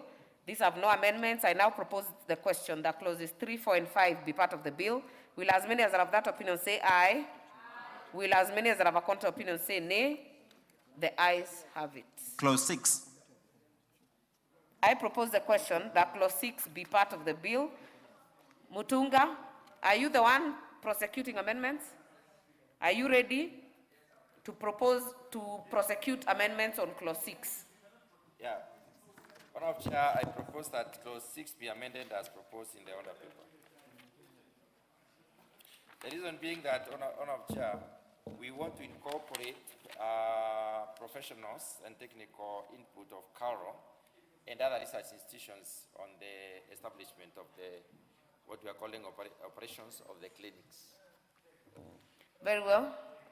I therefore propose the question that clause 6 be amended as proposed by the chair. I now put the question that clause 6 be amended as proposed by the chair. Will as many as are of that opinion say aye? Will as many as are of a counter opinion say nay? The ayes have it. I now put the question that clause 6 as amended be part of the bill. Will as many as are of that opinion say aye? Will as many as are of a counter opinion say nay? The ayes have it. Clauses 7, 8, 9, 10, and 11. I propose the question that clauses 7, 8, 9, 10, and 11 be part of the bill. These have no amendments. I now put the question that clauses 7, 8, 9, 10, and 11 be part of the bill. Will as many as are of that opinion say aye? Will as many as are of a counter opinion say nay? The ayes have it. Clause 12. I propose the question that clause 12 be part of the bill. Chair, move amendment. Honour of Chair, I move that clause 12 be amended as per the order paper. The reason being that we need to ensure that the persons incorporated in the technical committees have the requisite technical expertise, and also to specify the 2 members to represent the private sector and the agrochemical dealers. Private sector who are the agrochemical dealers and the farmers. Very well. I therefore propose the question that clause 12 be amended as proposed by the chair. I now put the question that clause 12 be amended as proposed by the chair. Will as many as are of that opinion say aye? Will as many as are of a counter opinion say nay? The ayes have it. I now put the question that clause 12 as amended be part of the bill. Will as many as are of that opinion say aye? Will as many as are of a counter opinion say nay? The ayes have it. Clauses 13, 14, 15, 16, 17, 18, 19, 20, 21, 22, 23, 24, 25, 26, 27, 28, 29, and 30. Honorable members, I propose that clauses 13, 14, 15, 16, 17, 18, 19, 20, 21, 22, 23, 24, 25, 26, 27, 28, 29, and 30 be part of the bill.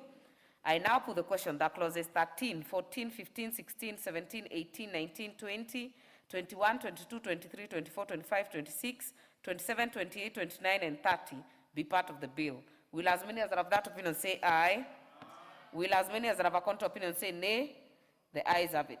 Clause 31. I propose the question that clause 31 be part of the bill. Chairperson, move amendment. Honour of Chair, I move that clause 31 be amended as per the order paper. The reason being that we would like to change from the county executive member to the county government to give county governments flexibility to assign responsibilities accordingly. Very well. I propose the question that clause 31 be amended as proposed by the chair. I now put the question that clause 31 be amended as proposed by the chair. Will as many as are of that opinion say aye? Will as many as are of a counter opinion say nay? The ayes have it. I now put the question that clause 31 as amended be part of the bill. Will as many as are of that opinion say aye? Will as many as are of a counter opinion say nay? The ayes have it. Clauses 32 and 33. I propose the question that clauses 32 and 33 be part of the bill. I put the question that clauses 32 and 33 be part of the bill. Will as many as are of that opinion say aye? Will as many as are of a counter opinion say nay? The ayes have it. Clause 34. I propose the question that clause 34 be part of the bill. Chairperson. Honour of Chair, I propose that clause 34 be amended as per the order paper. The reason being that we still would like to create that flexibility for the county government to assign responsibilities accordingly, because they are varied. The county governments are different in terms of their arrangement.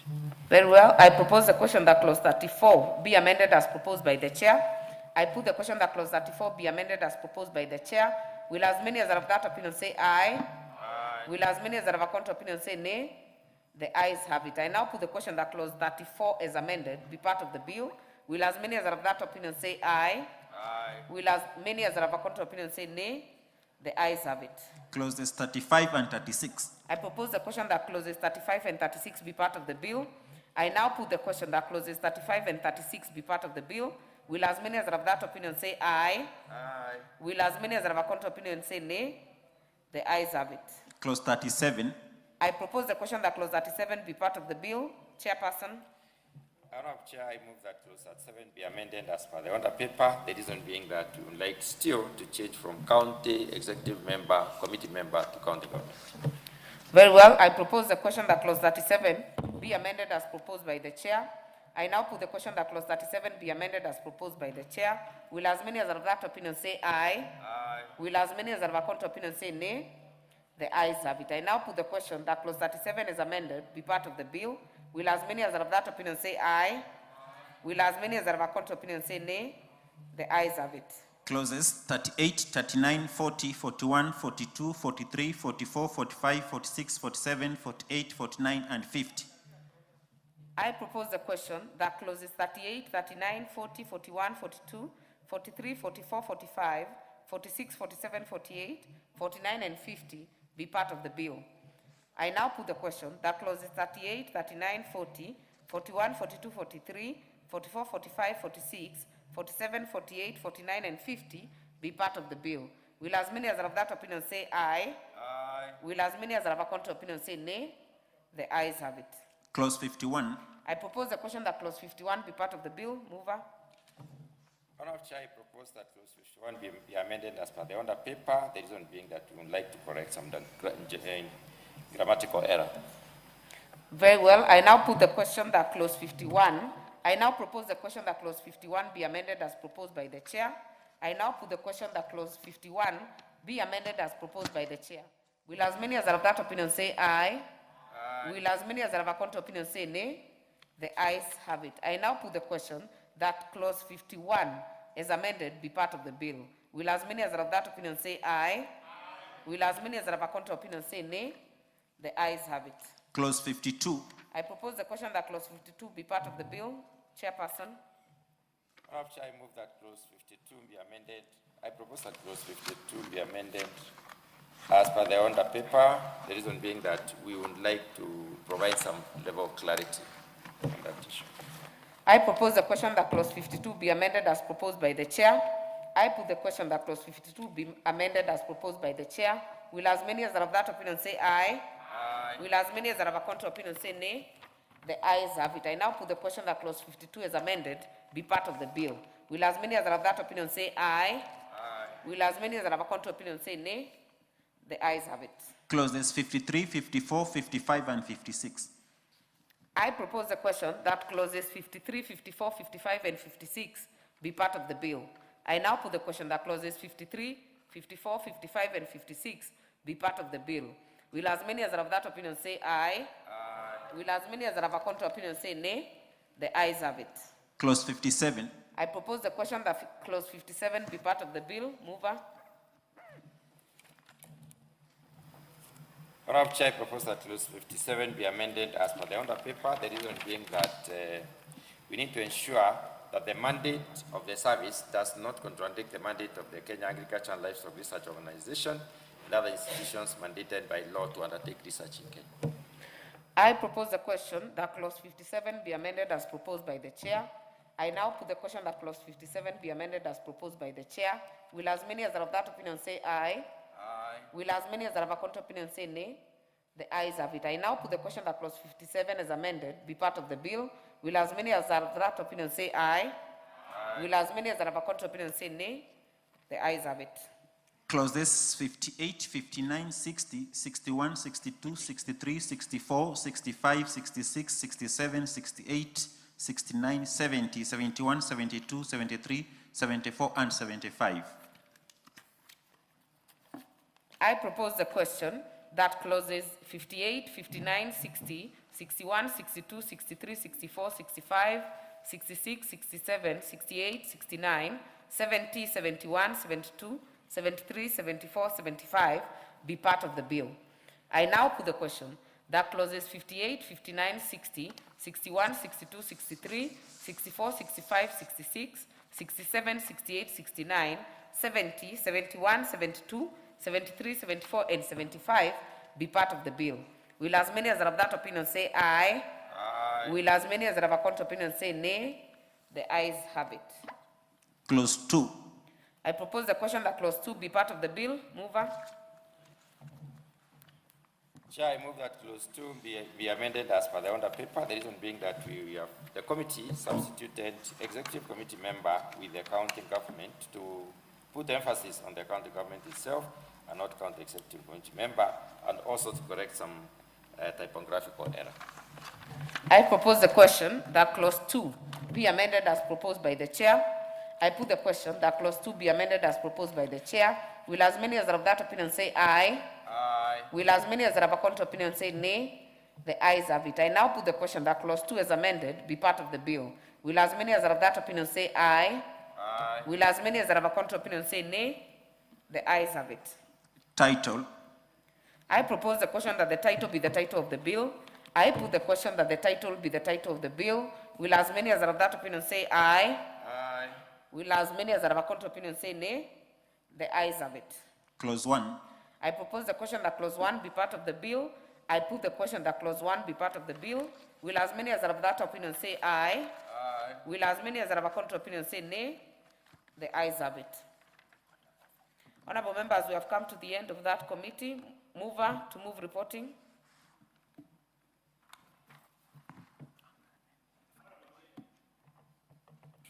Yes, Honorable Honorable Chairperson, Owen. Honorable Chairperson, I beg to move that the committee do report to the House its consideration of the Plant Protection Bill, National Assembly Bill number 28 of 2025, and its approval thereof with amendments. I put the question, which is that the committee do report to the House its consideration of the Plant Protection Bill, National Assembly Bill number 28 of 2025, and its approval thereof with amendments. As many as are of that opinion say aye. As many as are of a contrary opinion say nay. The ayes have it.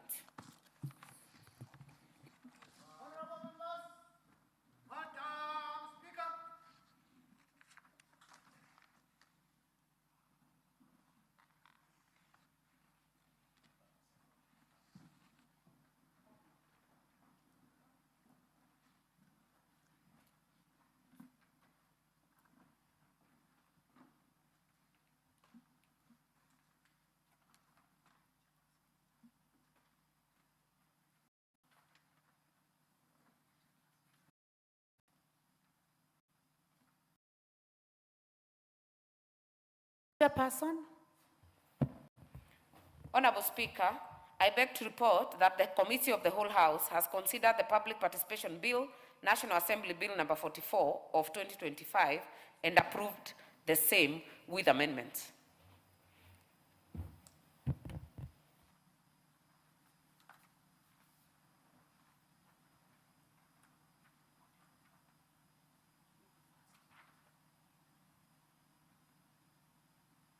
Mover of the bill.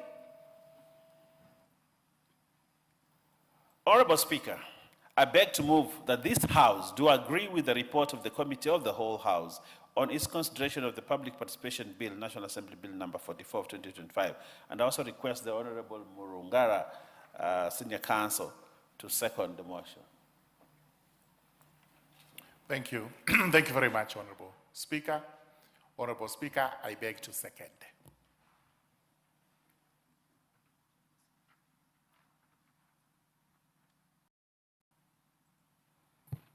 Thank you. I propose the question that this House do agree with the report of the Committee of the Whole House on its consideration of the Public Participation Bill, National Assembly Bill number 44 of 2025.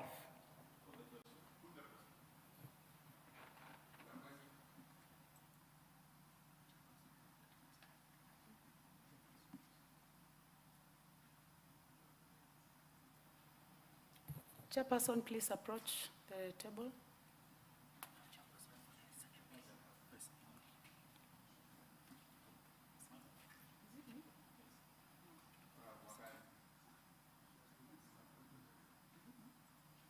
I would like the chair to report on the second bill.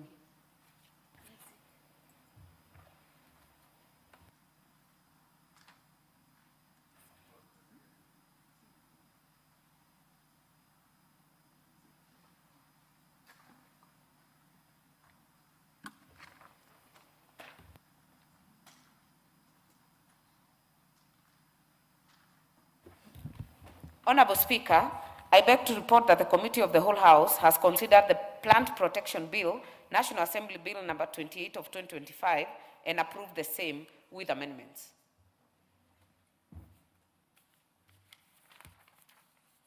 Move out the bill.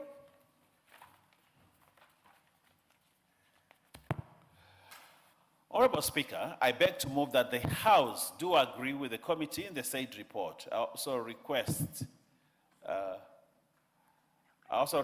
the Honorable Mutunga, the Chairperson of Agriculture, to second the motion for agreement with the report of the Committee of the House.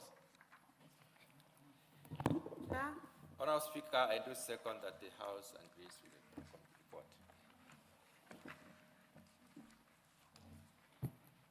I propose a question, which is that the House do agree with the committee in the said report.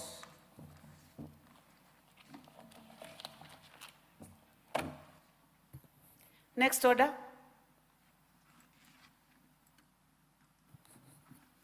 Order number 17, motion, report on audited financial statements of selected state corporations in the energy sector.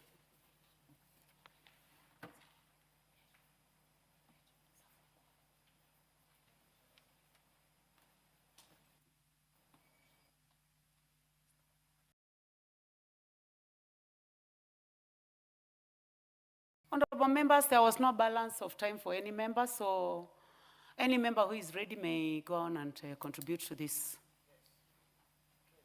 Proceed. No. Sorry, Honorable Speaker, I was standing to move my motion. Oh. No interest. So you're indicating that you do not have any interest in this? Okay. In that case, I call upon the mover to reply, since there is no further interest in this.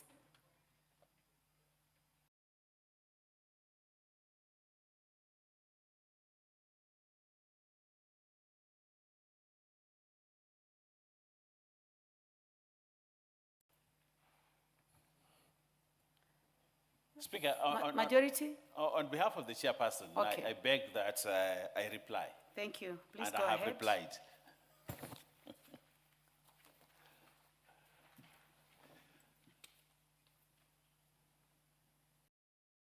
Honorable members, for the convenience of the House, I defer the putting of the question to another time, as it will be scheduled by the House Business Committee.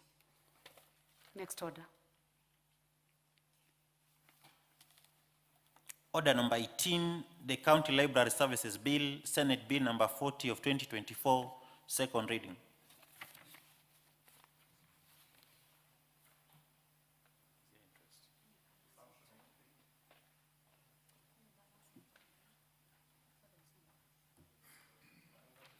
Honorable members, just as the earlier motion, there is no balance of time for any member, so anyone who is willing to participate in this bill may go ahead. Honorable Owen Bayer, do you have interest in this one? No, I want to reply. Where is the chairperson? Oh, we did a good job, Honorable Speaker. So, Honorable Speaker, I think when it came up for debate, it was very good debate. And acknowledging that, I think it's time that the mover replies. Thank you very much, Majority. So there be no further interest in this. I call upon the chairman, the Honorable Daniel Wanyama, member for Webuye and chair. Please go ahead and reply. Thank you, Honorable Speaker. I just want to thank the members who participated and contributed immensely on this second reading of the County Library Service Bill that without saying so much, it it was actually great that the members gave their contribution. Also, I want to thank the members of the committee who are very dedicated up to the submission of the report of this bill. Also, the stakeholders who submitted their submissions to contribute that made this bill what it is today. And finally, Honorable Speaker, allow me to reiterate that this bill intends to actually provide a very legal framework to actually establish, in terms of establishment, development, management, and coordination of the county library services. It seeks to promote literacy, lifelong learning, innovation, research, and preservation of knowledge and cultural heritage. So, Honorable Speaker, I want to assure the members that the contribution and the issues that were raised, the committee will be able to consider them in the third reading of this bill, and all the amendments will be accommodated. And therefore, I seek the members that when that time comes, kindly support the amendments for this bill to proceed. I thank you, Honorable Speaker. Thank you very much, Chairman. Honorable members, for the convenience of the House, I defer putting of the question to another time. Next order. Order number 19, motion, interim report on the inquiry into the importation of raw sugar by Mombasa Sugar Refinery Limited.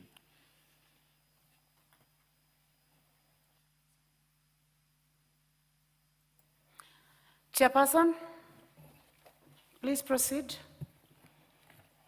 Thank you, Honorable Speaker.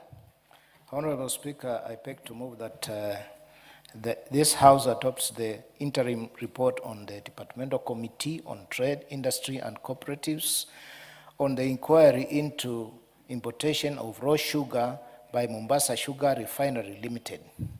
Honorable Speaker, the Departmental Committee on Trade, Industry and Cooperatives is undertaking an inquiry into importation of raw sugar by Mombasa Sugar Refinery Limited pursuant to Article 95 of the Constitution and Standing Order 216.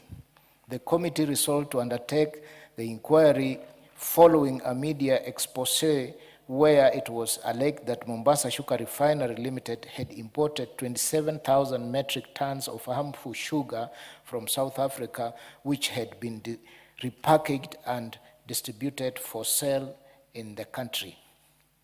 The purpose of this inquiry is to investigate the circumstances surrounding the importation, transportation, storage, refining, and distribution of raw sugar by Mombasa Sugar Refinery Limited and the broader sugar importation landscape in Kenya, and to determine the compliance with the applicable laws, regulations, and licensing conditions with a view of protecting consumers, safeguarding government revenue, and strengthening regulations of the sugar sector. Honorable Speaker, in undertaking the inquiry, the committee has held meetings with National Treasury and Economic Planning, the State Department for Trade, the State Department for Industry, the Sugar Board, the Kenya Revenue Authority, the Kenya Bureau of Standards, the Plant Health Inspectorate Services, Mombasa Sugar Refinery, and local sugar manufacturers.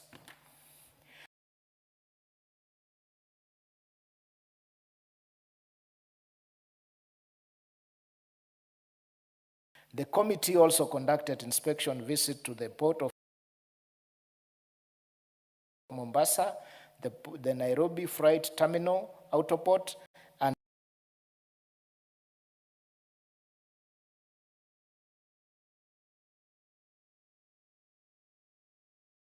Mombasa Sugar Refinery Limited premises in Kisumu. This engagement enabled the committee to review documentary evidence, inspect the storage facilities, and assess the status of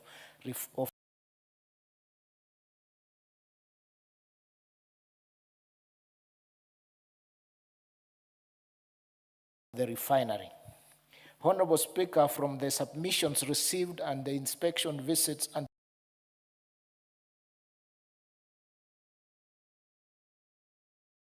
taken, the committee made the following findings. The raw sugar was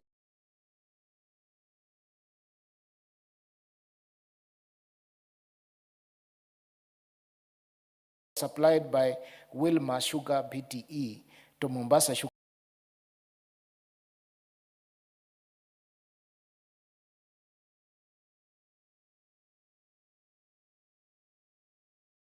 Refinery Limited. The phytosanitary